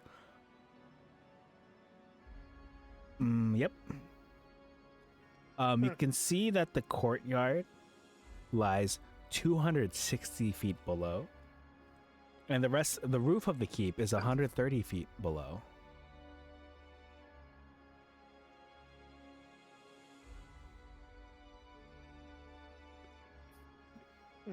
But yeah, you find yourself at the very top. I'm sorry I don't have like a Korok here or something, but yeah, the view is striking at appear to- least. Mm-hmm. Yeah, so there's nothing else up here, just the view. Technically, no.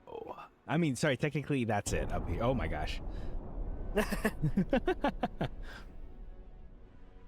I think it might be all clear up here. In which case, he'll slide back down the ladder with the rest of his movement. Okay, then I'll take it over to Julian. Well, might as well spend my movement going back down. Okay. Say 5, 10, 15, 20, 25, 30, 35, 40, 45. Nice. At this point, I think I'll just, I don't really trust all the current locations, so I'm gonna, I think I'm gonna, like, just hold an action, see if anything, seemingly hostile, starts, like, coming up the stairs. Hold my action to attack. Okay, sounds good. Keith, can you give me a DC 10 dexterity saving throw? I'd rather not, but if you insist. Whew! Oh, you almost lose your footing, and you feel like you would have. Have you all seen John Wick 4? No. All right, I'll leave that. I'll keep that to myself then. You feel like you would have lost your footing there, and that would have been bad. You look below you, and you'll see that the clock beneath you, the ethereal clock that sometimes appears in your vision, is at 6 o'clock. I'm actually going to take you all out of initiative just because I assume, Keith, you're going to follow Julian that way, and if you're out of the tower, I'm not going to be making you do the dexterity saving throws. It's a little unwieldy, so yeah, congratulations on being out of initiative. Hooray!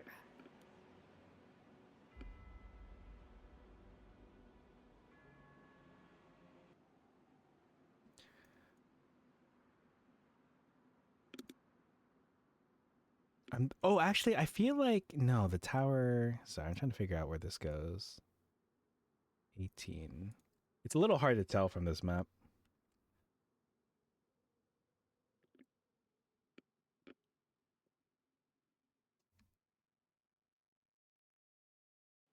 Ah, music gone.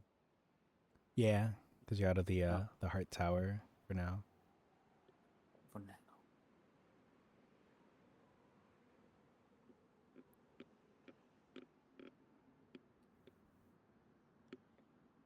Let me see if there's something else I can play.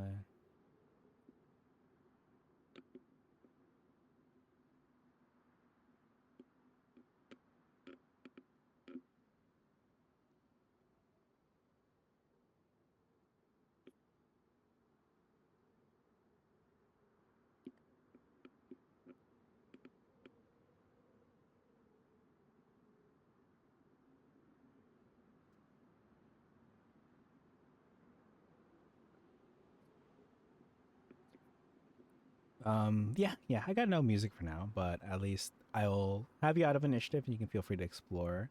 I was trying to figure out if the tower here actually connects back here, but I don't think so. I think it's just like fully closed off on this end. Ooh, I know what to do. I know what to play. Where are you? Give me just a moment.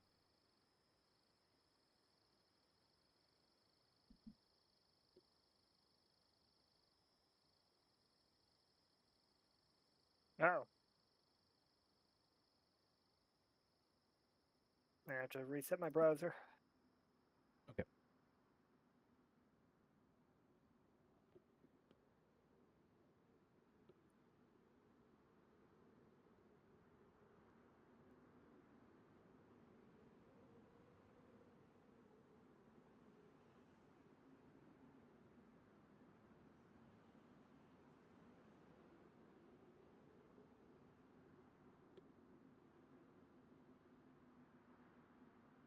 All right, I'm in.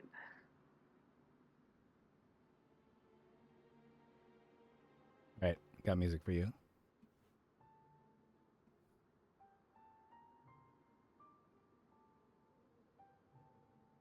All right, welcome back. Now that you're in, yes, floor is yours. You can definitely go back into that tower. I'm just like I'm not gonna do the initiative anymore. The choices at your disposal are technically to go back downstairs the way you came, or go downstairs this new area.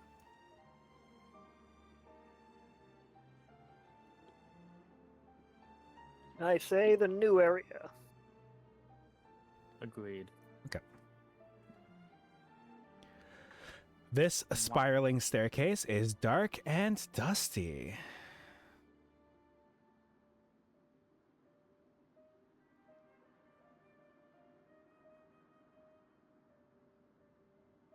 Good talk.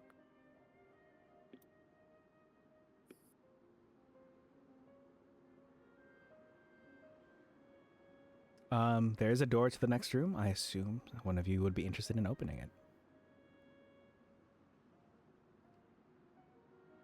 And there's more stairs going further down.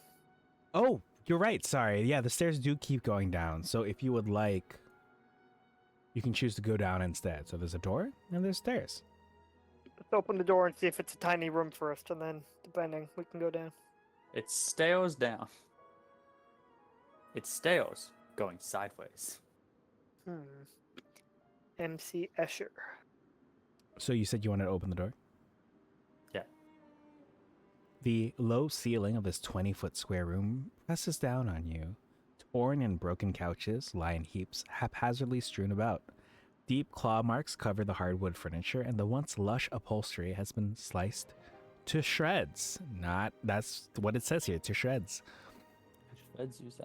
From the dark shadows amid the rubble, 3 pairs of green eyes stare back at you. I see.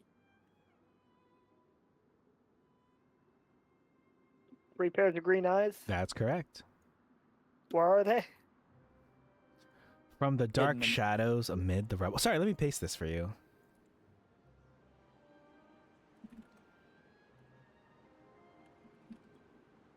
There you go.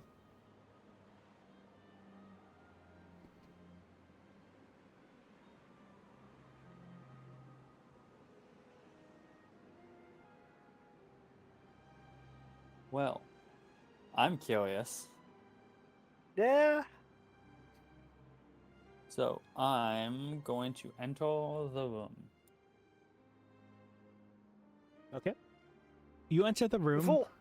The eyes still continue to stare at you. What? Nothing untoward has happened to you yet. I mean, nothing untoward is it's fine. You're fine. Everything's cool. Everything's hunky dory. Perfect. Brilliant. Awesome. Love to hear it. I'm taking another step into the room. Okay. The eyes continue to stare at you from back there, but you can kind of make out the shapes a little bit better.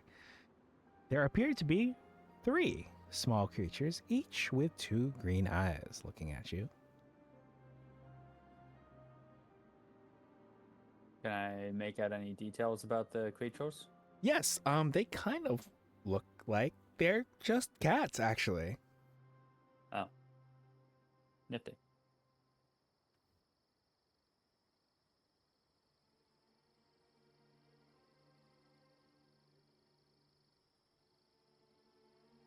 All right.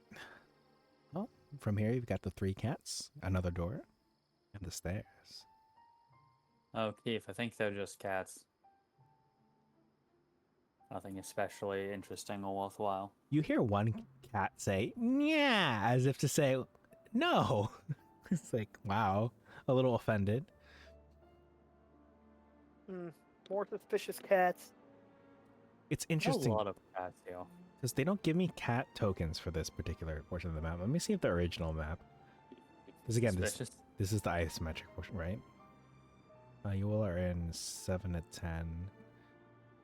And they give me cats in the top down. That's interesting. Maybe they don't. Oh, I don't think they give me any tokens in the isometric maps. So I have to like add them myself.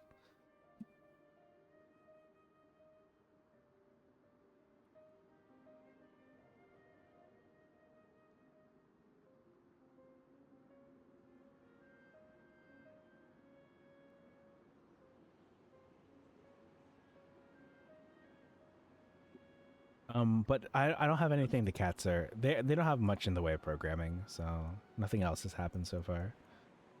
Do any of them have any suspicious collars on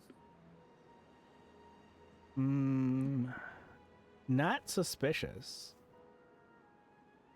I think none of them have collars.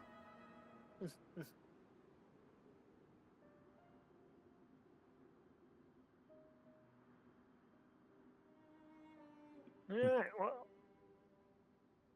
Step over here and I open the door into the next room. Okay. At some point, I should probably feed the mimic, huh? Are you eyeing the Feed the cats? Oh my god. I plead the fifth. Alright, so heavy beams support the ceiling of this large room, the outer wall of which curves to follow the shape of the tower. Dim light filters into the room through the steel lattice squares of 2 leaded glass windows. Several tables stand throughout the room, weighed down by stacks of glass jars and bottles, all of them bearing labels. Let me reveal this room for you all right here.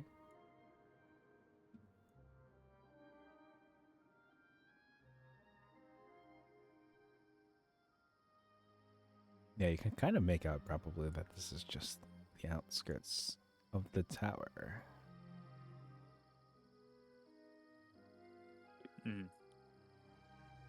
Seems to just be the outskirts of the tower.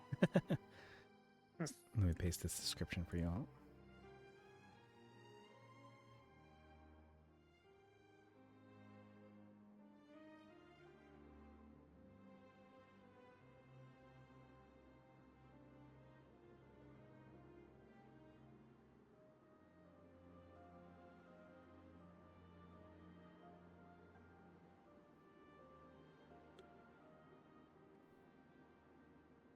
I investigate the room to see if there's anything worth investigating in the room.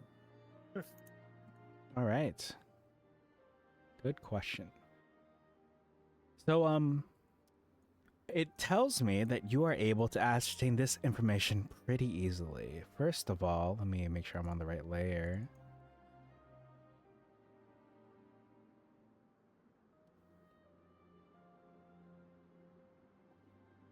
There's a secret trapdoor in the northeast corner of the floor. Because of the trail through the dust, you can see this trapdoor without an ability check. So there's a bunch of glass containers around holding various elements. The leaded windows are fitted with iron hinges and appear to be able to be opened, but they're locked from the inside. There are numerous prints in the dust, like footprints, as well as a short trail in the dust on the floor leading from the northeast corner of the room to the easternmost door.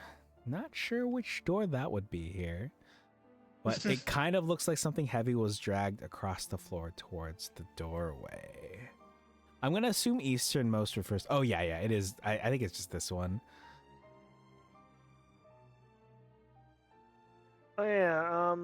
I'm gonna read some of the labels on the glass jars and bottles. Okay. Give me just a moment.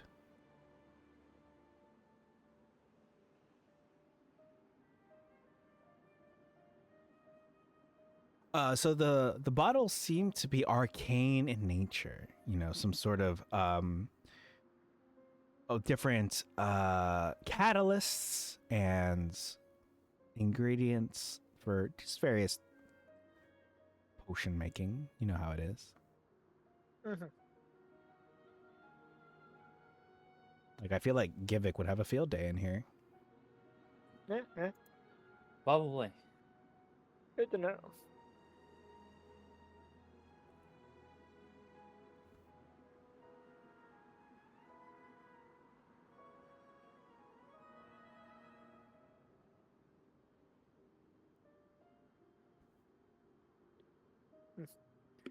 Oh, shall we try this other door? Seems reasonable enough. Come on, you do the honors this time. All right, I'll open the door. Okay. You fool! Ah! You- Oh, we're dead. You see Okay. green glowing wisps of steam bubbling up from a fat black cauldron in the center of this dark, oppressive room. Surrounding the cauldron, what are these things? What the heck? I don't know what those are. They look like little like mushroom people. Maybe. Well, yeah. Oh! Surrounding the cauldron are 7 tall wooden stools. There we go.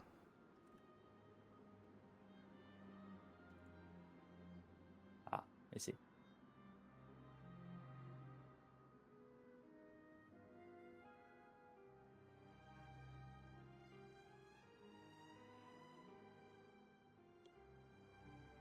Mm.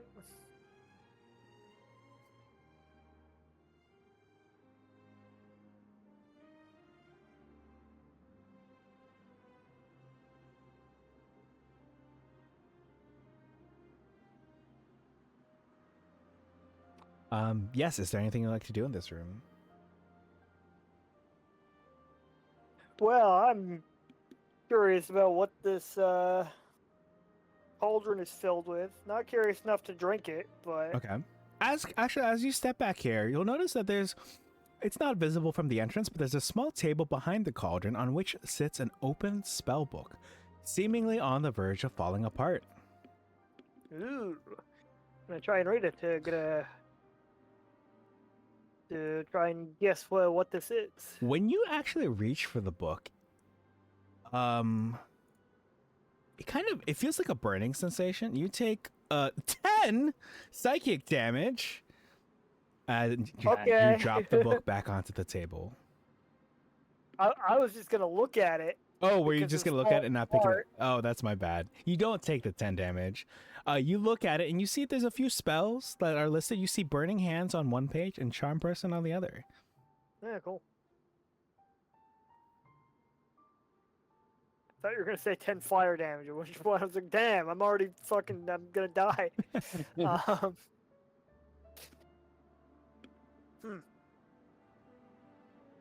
Are there any empty jars? Yeah, there's a few empty jars. I'll take a glass jar and fill it with the concoction. Oh, okay. As you're filling it with a concoction, Julian, is there something you're interested in doing while you're here?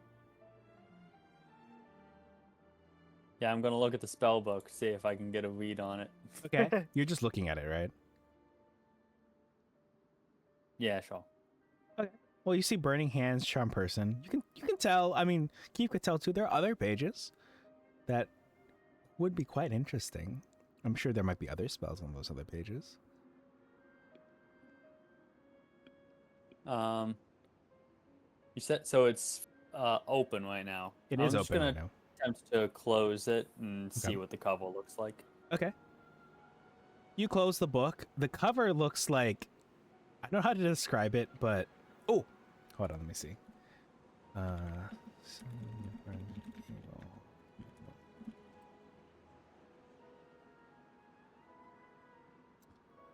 I need a specific picture from what's the guy's name? Oh no, because it was just the wand. Okay, sorry. I don't know how to describe it. It looks like it's from Hot Topic. It's got like it's like black on the front. It's got like all these bumps that look. Think of it like they look like bones, but they form like little like bumps. So there's a nice like 3D element to the cover. It's like think a skull and like crossbones and like green stuff is oozing out of the mouth. You know, that kind of thing. Mm-hmm.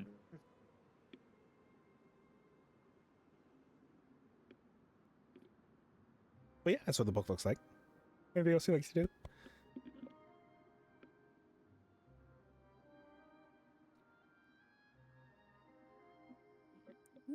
Nah, I'll wait for Keith to do his little science experiment. Okay. So Keith, how many jars are you filling up? You've filled up cauldron liquid from K56 right now. Okay.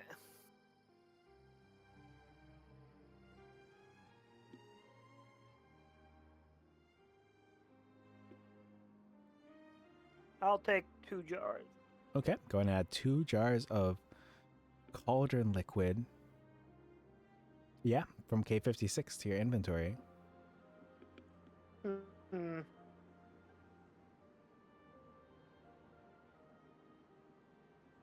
Keith will ask Carrion to try some of the liquid.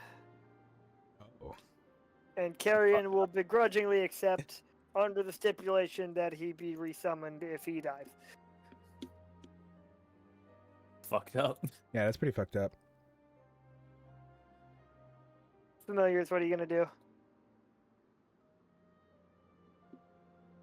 And he'll try some.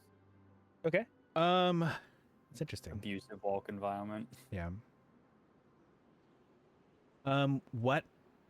I almost said ethnicity. What alignment is Carrion again?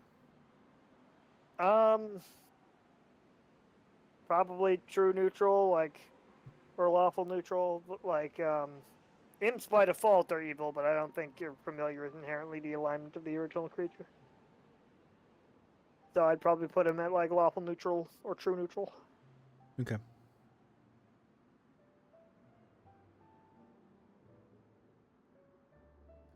Carrion does not die. I mean, like, you know, it doesn't taste amazing, but it doesn't taste bad. Carrion doesn't feel any effects right now. Good to know. Maybe it doesn't work on crows, Keith says.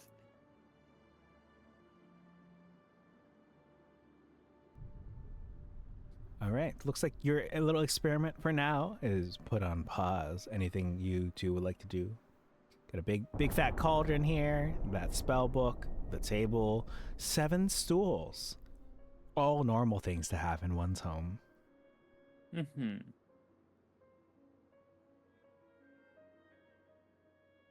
It's at this point that you look below you, and you'll see that the clock is at 4 o'clock right now. That ethereal face that peers up at you from the floor. I wonder if we're running out of time. Possibly. Are we supposed to leave? I don't know. If so, how? I also don't. What? And I already mentioned it. What was the T signifying in this other room? Oh, that's a trap door. Oh. It's like obvious.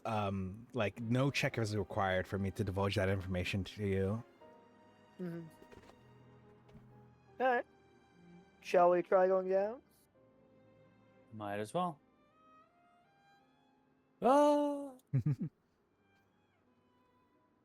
right, let me see. Secret trap door. So the door is there. I mean, stepping on it doesn't actually trigger it. You see the door. Perhaps activating it is a different story. So if I try to like open it, it doesn't open. Yeah. There's no handle for it. It doesn't seem like you can push or pull it. I see.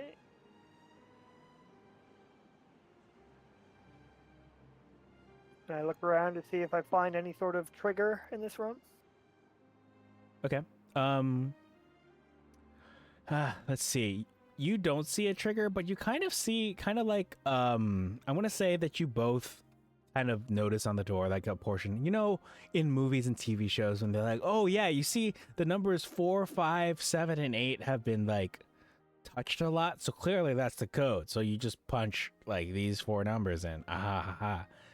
You can tell that there's been kind of like knuckle prints on the door. Also, Julian, you specifically hear telepathically, "Take me with you. Take me with you." See, and what am I hearing that from? It kind of sounds like it's coming from the room with the cauldron and the spellbook. Oh, hold on, I'm hearing voices in my head from this other room. One sec. Yeah, that happens. Yeah, of course. What are they saying? Saying "take me with you," which is not a great sign.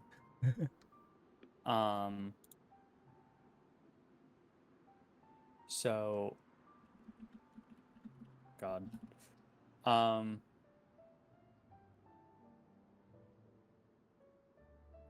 When I'm in the room, am I able to, like, differentiate it more? Yes, it sounds like it's coming from the spellbook. I see. It is specifically coming from the spellbook. Oh, great. I mean,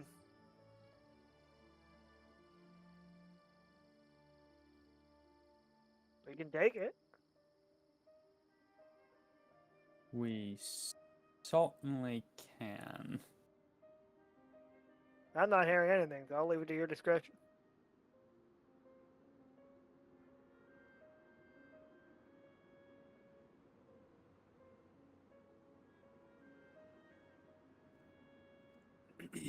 Hmm.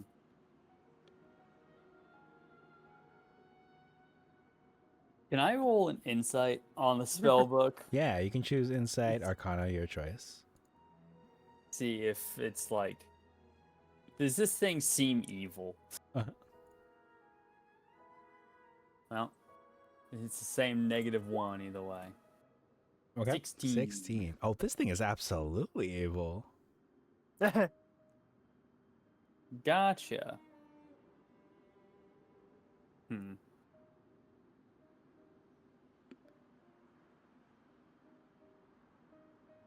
So I walk up to the spellbook. And where is the spellbook again? It's kind of like behind the cauldron. It's supposedly not visible from the entrance, but it's behind the cauldron on a table. I see.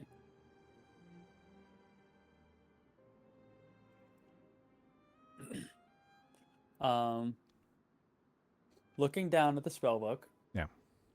I'm going to draw my sword and just stab the book. Oh. Oh yeah. Clean through the cover. Oh. Yeah. Okay. You kind of hear telepathic screaming.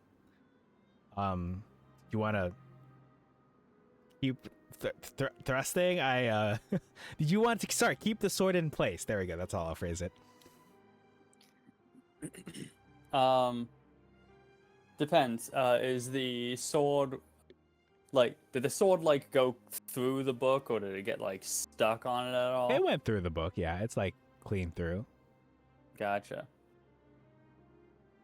All right. I'm going to lift up the book, still on the sword. Is it still screaming? Yes. Does it seem to be angry screaming or pain screaming? Pain screaming. Okay, cool. Good to know. Good to know. And just going to flick my sword off to the side and attempt to like dislodge the book and ideally like throw it against the wall. Oh, against the wall? Okay. Sure, yeah.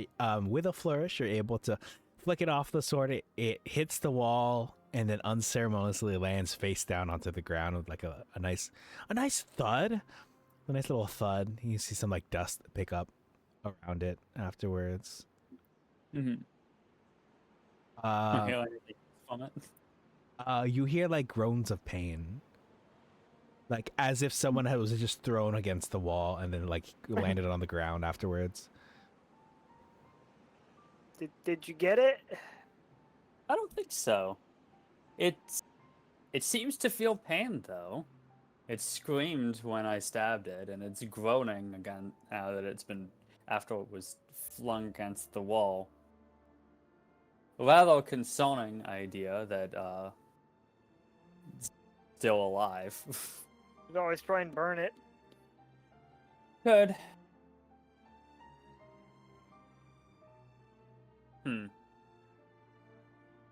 New idea. I'm going to attempt to pick it up with my sword. Okay. And I'll just kind of like dunk it into the coffin. You hear a sizzling sound. You also kind of hear like, imagine. So I'm not very familiar with the sound, but imagine if there was like a spell book with a consciousness attached to it, and you dunked it underwater, and it was like screaming telepathically, but also underwater. That's what you hear. It's very wild. It's like a. It's fucked up, but hey, more power to you. You can tell the pages are getting, it was already on the verge of falling apart, and the pages are getting nice and soaked and stuff. So you are, I don't want to say waterboarding. So you're drowning this spell book. Anything else you'd like to do? Yes. I would like to leave. All right, I feel like I am compelled to give you any other points of inspiration for that, because that was like fucked up, and if something's fucked up, I mean, you just gotta give inspiration for that. To recap, I allow inspiration up to your proficiency bonus, your current proficiency bonus. You want to stack them? Damn. I feel like I should give one to Keith actually for making Carrion drink the cauldron juice.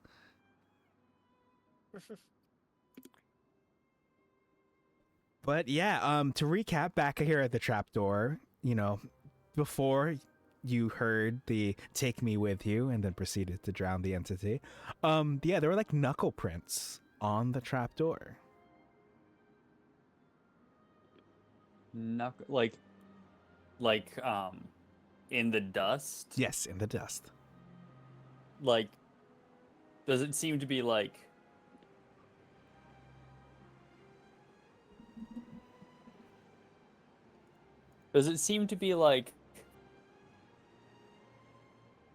as if something was like punching the door, or does it seem as if it was like something knuckle walking on the ground? More like someone was knocking the door.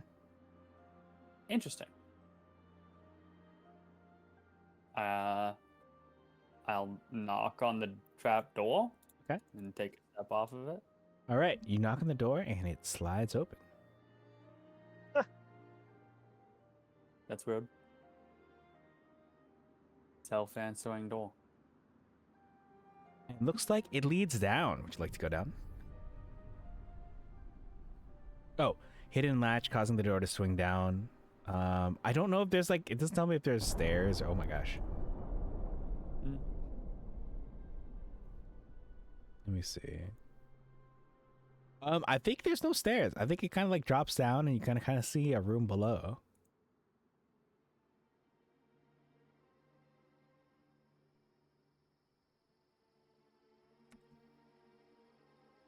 Well, shall we continue down?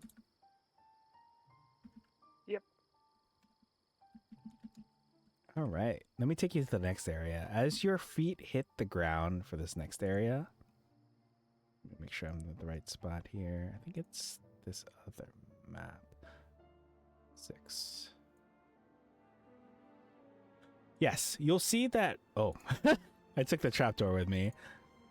You will see that beneath your feet, the clock reads 2 o'clock now. I haven't revealed the area you're in just yet. Give me just a moment. It's a little snug. It's a little snug. You'll find yourselves in, what is this, the middle of the map. This small wood-paneled room reeks of mildew and has a 10-foot high ceiling. Iron hooks line the walls, and a dusty black cloak hangs from one hook in the center of the south wall.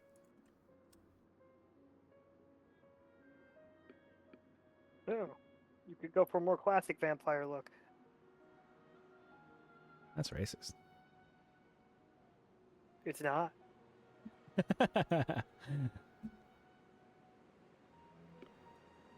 You see a single door.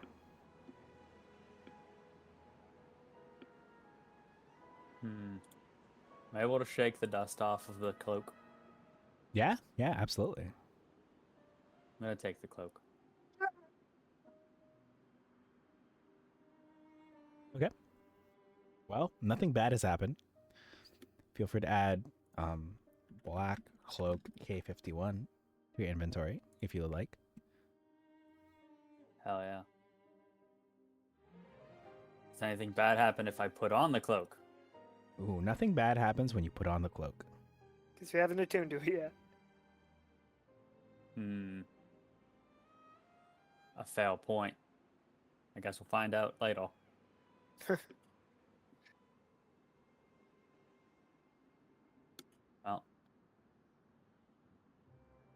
Well, Keith, what do you think? How does it look? He gives a thumbs up.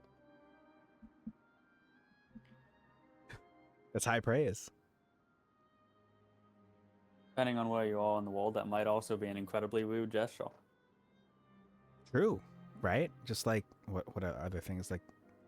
Yeah. You'll be flicking someone off. Exactly. Arian gives you a thumbs down, but it's invisible, so you can't see it. I sense disapproval. But I know not from where. The mimic extends a pseudopod that has no thumbs. I don't know how I should feel about this. This one feels vaguely threatening. Keith Shadow flips you off. At least I know where I stand with that one. I flip it off.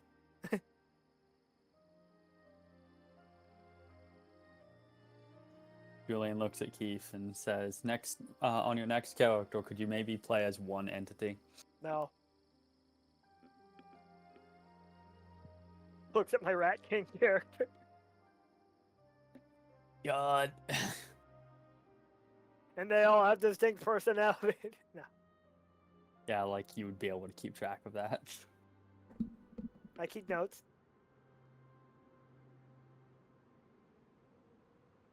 Oh, shall we continue on? Yeah. Open the door. Okay.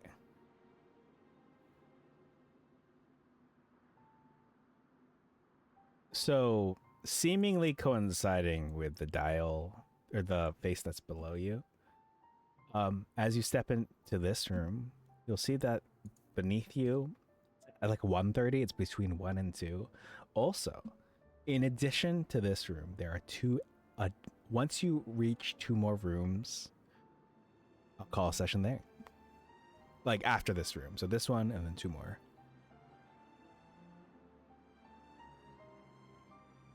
There's something about the design of this room that makes me think that we're about to get paused for 2 weeks or more. Now, what would make you sit? A large bed sits in the center of this room. Its 4 corner posts supporting a black canopy trimmed with gold tassels. Several comfortable divans are placed about the room. There is a banded door in the west wall and a smaller unbanded door in the east wall. You've just come through the smaller unbanded door. Gotcha. I take a step into the room and just immediately close the window and disconnect from the Discord call. can't end session if we don't go through those 2 extra rooms.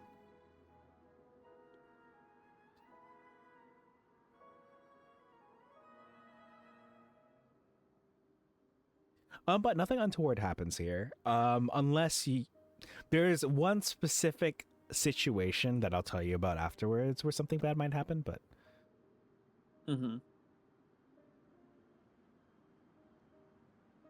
Yeah. If you brought the spell book with you, it immediately casts mass power ward kill on the poet. how did you know? But if you destroy the spell book, it remotely casts Meteor Swarm 10 times on the party's location. I mean, at least then we're gonna take out part of the castle with us. Yeah. That oughta launch Strahd.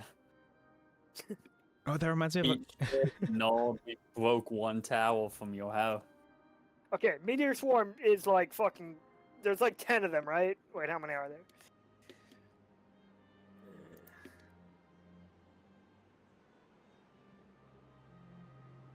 Okay, 4 different points.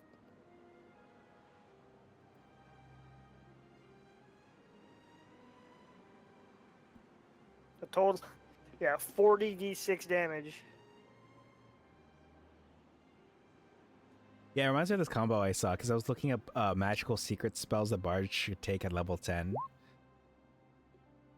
Damn. And someone said 1 bard should take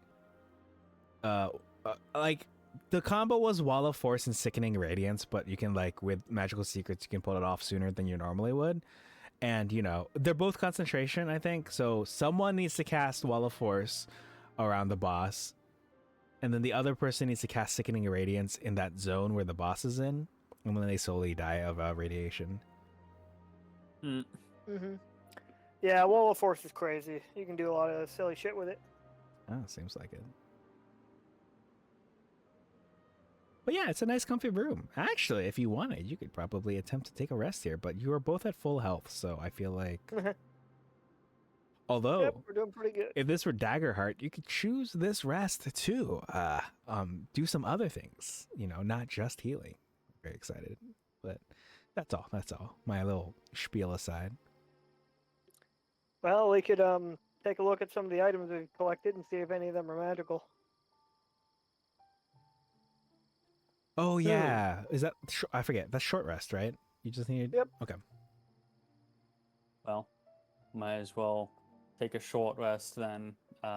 Take off the cloak and check to see if it's magical. Okay.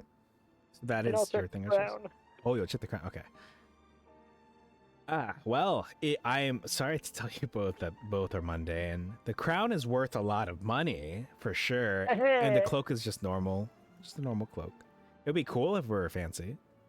Wait, no, that's boring. I'm sorry. I'm going to. Hold on, it's a black cloak. Give me just a sec. Oh, I want to change that. I want to make it fancy. It's so. Like I know the original intention here. Ooh.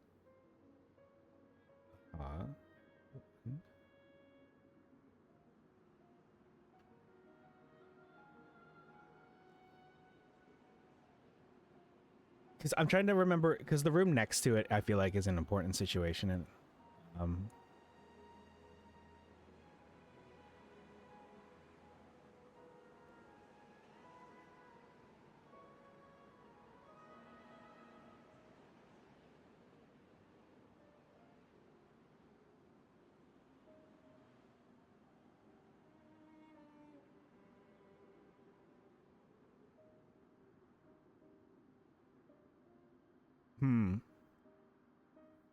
You what? Fine. It is a cloak of. Hold on, let me see if this is an existing item. Cloak of the Manta Ray. That'd be kind of funny. It occurs to me, I actually completely forgot. I already have a cloak of protection. So I am wearing a cloak, and I think I might also be like Word of the headband. Exactly. Bralef, Um, Keef's hat. What does it do again? It's a hat of disguise.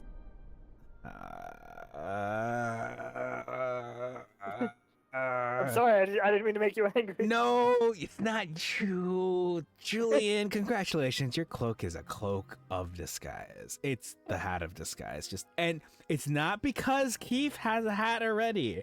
It's specifically because of something else that I can't tell you about yet.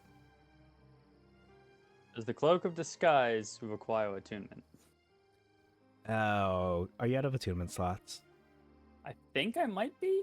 I can't remember everything. Yeah, it Let's does see. require attunement.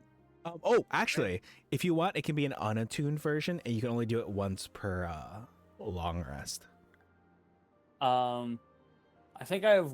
You get 3 attunement slots, right? Yes. Yeah. But I've house ruled because there's like that level we get that's kind of boring, and so I added like an attunement slot as one of the bonuses for that level up. I just forget which one that is. Gotcha. I think I have. So I assume that we still have the 3 attunement slots, Mhm. and I believe that I have 1 attunement slot left because I have Right. the cloak of protection, and I have a thing that that I don't think has come up in the game yet, so I don't want to mention it. That I am attuned to as well. Okay. Okay. An item that I don't know about. I think so, unless you Oh. clicked on the spoilers. I Because mean, I probably do. I basically when we started the game, Lightning asked us what magic items we wanted, and I just went with a longsword +1, and Yeah. then later on he was like, well, right at the beginning of the Death House, there was a long sword that's thematically tied to the Death House, and he just made that a +1 long sword and gave me the option to pick something else, and I came up with something that I think was very fun and cool, and switched to that, but I only ever talked about it in spoiler tags. Oh, by the way, speaking of that, I did remember that that's the longsword that you were stabbing it, because that's what you stabbed it with, that specific longsword. Yeah, the one with the windmill cameo. Yeah, but I didn't have anything. If there were an interaction between the windmill longsword and stabbing that particular book, then I think it would have come up. But I basically, without divulging too much information, nothing happened special with the longsword when you did that. Mm-hmm. Gotcha. Okay. But yeah, congratulations. It's for reasons I can't get. You know what? I know how to do this. I will mark in this. What is it? What is the thing that? Oh, remind me.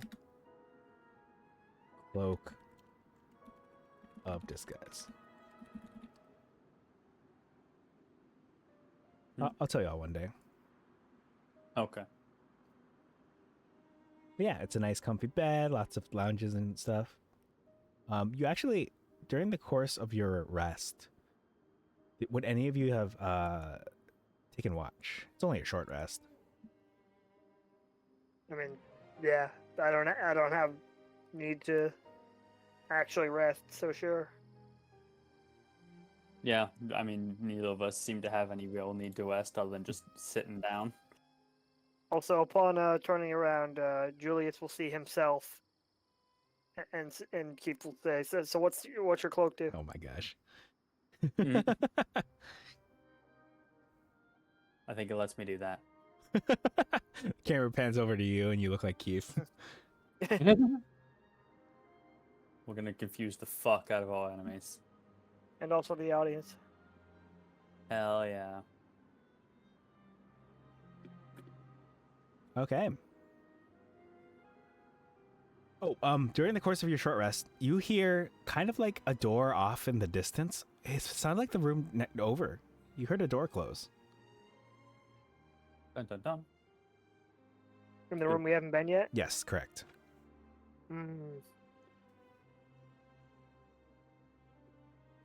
I will. Do I know what Strahd looks like? Why? I think you've seen images of him somewhere in the game. Are you trying to disguise yourself? Yeah.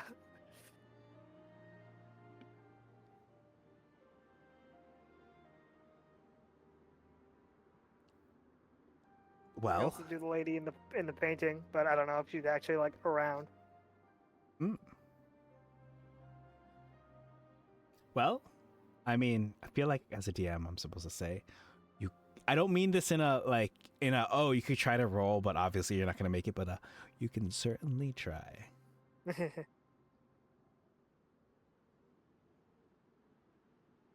Well, then I will attempt to disguise myself as the Count, and I'll tell Julius before I do it, so I don't scare the shit out of him.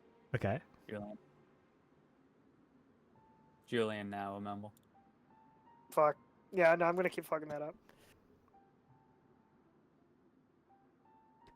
Do you want me to pull up the token for you to drag around, or for me to drag around at this point? If we're about to stop, it would probably be good to so that we remember next time. Oh yeah, but to recap, it's 2 more rooms. Okay.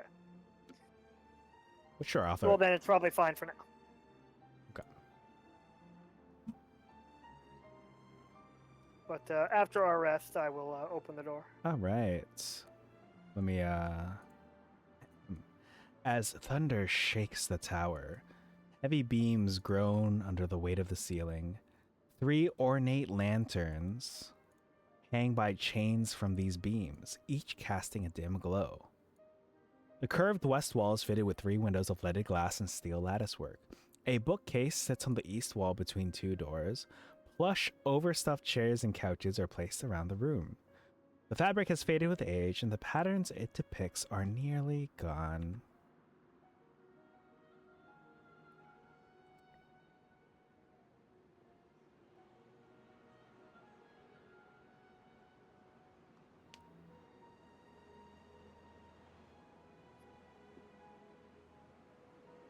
All right. This is the second to last room, and actually, right on cue, should you choose to step into this room, the clocks beneath you say 1 o'clock.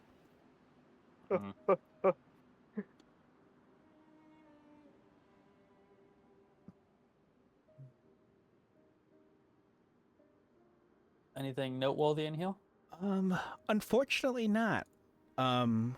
You sense that perhaps there would have been. Oh, wait, sorry. There's some books in the bookcase.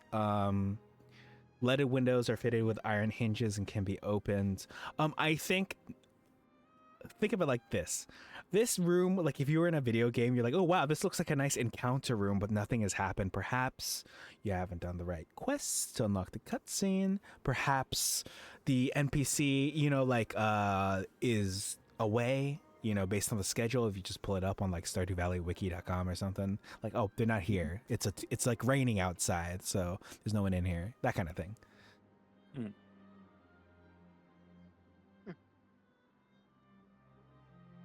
Pick out a book at random and see if it's worth looking at. All right. 1, 2.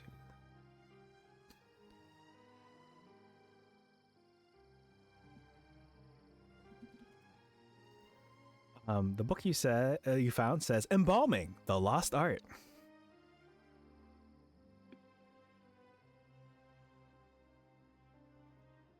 See that over Keith's shoulder, and Julian's just like, oh, I used to do that as a hobby. Yeah, it tracks. What's that supposed to mean? Just kind of looked at him. It seems fitting for your personality. It's messed up. How so?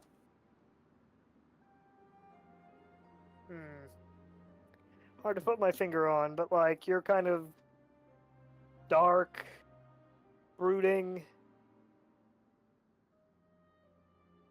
I don't consider myself brooding. Yeah, maybe I'm just projecting.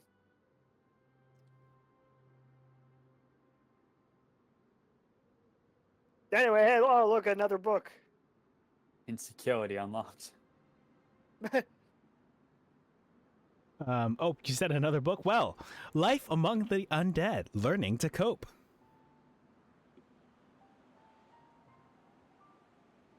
Take offense to that one.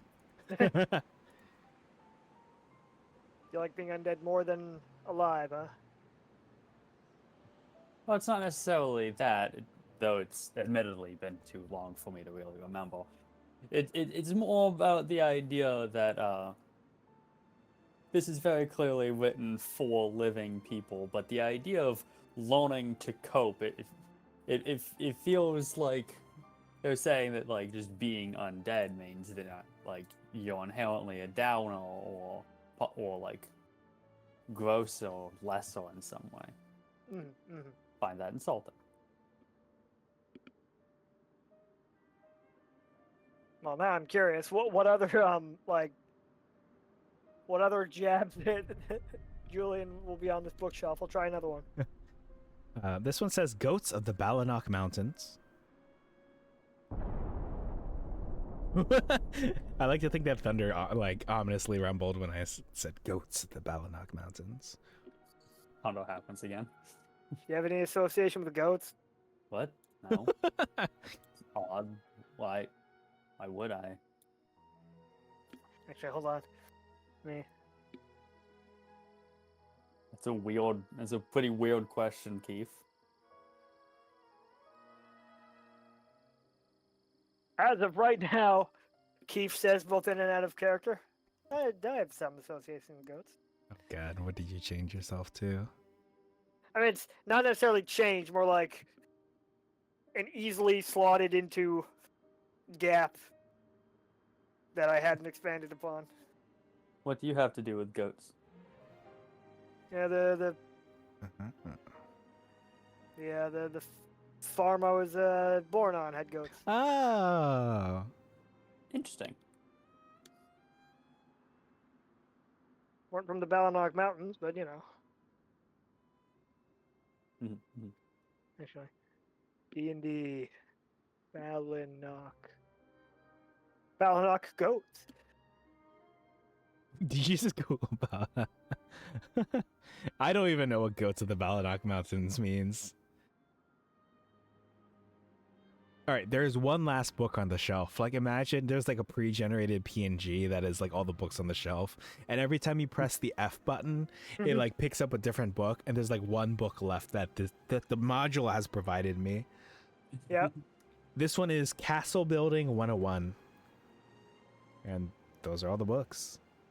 Obviously, there could be more if you really want to look through, but I'm No, if we look through it again, it just loops and it's the lost and it's just the lost art of embalming again. yeah. Anyway, when you pick up Lost Castle Building 101, Julian chimes in and says, "Oh, I read that one."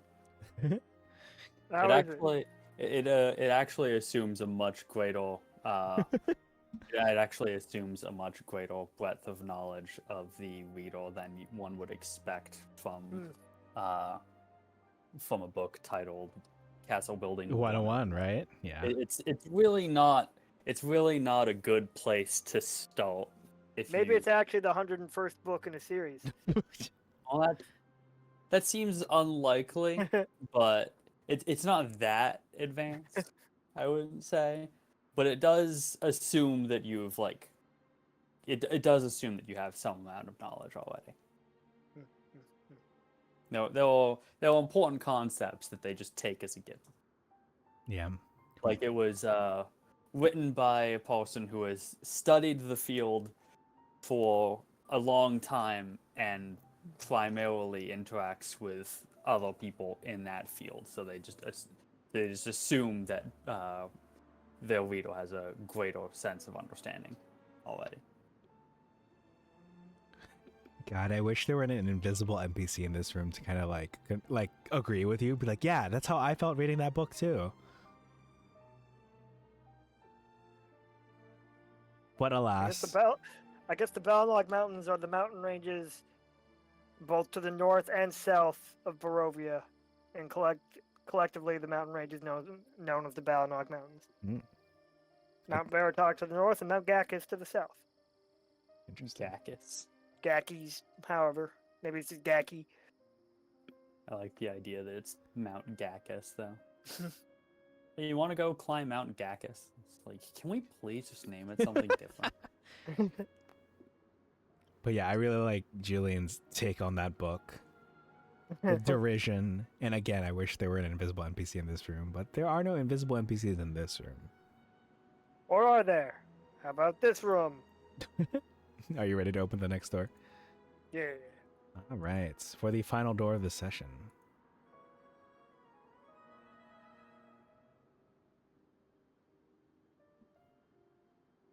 Ooh. I can see why this is the last one. You come to a dark landing, 10 feet wide and 20 feet long. A cold draft of wind rushes down the spiral staircase at the north end of the east wall and whistles mournfully through the room before streaming down the stairs to the south. An ornate square rug covers the floor to the south. Set into the west wall is an iron-bound wooden door with a wooden trapdoor set into the floor in front of it. Hanging on the north wall above the trapdoor, as the circle at your feet begins to glow and envelop you in a soft, warm light, is a framed portrait of a beautiful, well-dressed woman with a serene yet penetrating gaze. And with that, we'll finish off the session.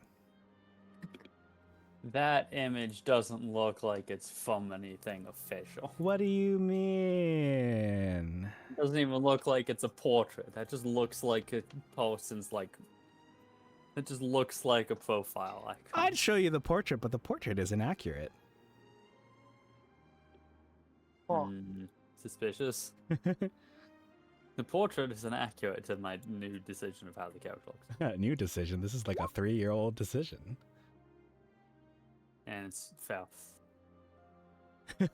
It would be funny if it was a recent decision. All right. Reminder, I'm disguised as Strahd for better or worse.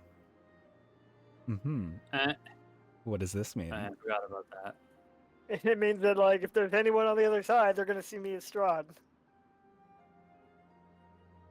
Yes, but See, the comments about the circle at our feet glowing or whatever suggested to me that we're about to get fucking teleported back out of castle away from Loft. Yeah. Which I would say would probably mean that this would be, you know what? No, it's all if a random person on the street saw you disguised as Strahd, that would still be a full better or worse thing, because they'll either like run away in fear and we don't have to worry about anything, or they will be like castle guards who are just like, it's the devil, kill him. well, I guess that leads me to an important question. When you say you disguise yourself as Strahd, what were you envisioning? What do you mean? Well, Like, I used disguise self and made myself look like Count Strahd, wearing whatever outfit I would have seen him in, whatever portrait or painting, or if I ever saw him in person. Or if I never saw his outfit, I would do like a fancy vampire aristocrat outfit.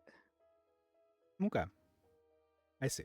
For example, you saw a statue of someone in the death house in that basement. Perhaps that could be what you were. Because the thing is, I've been careful to, when it comes to disseminating images of, let's say, vampires, very tricky.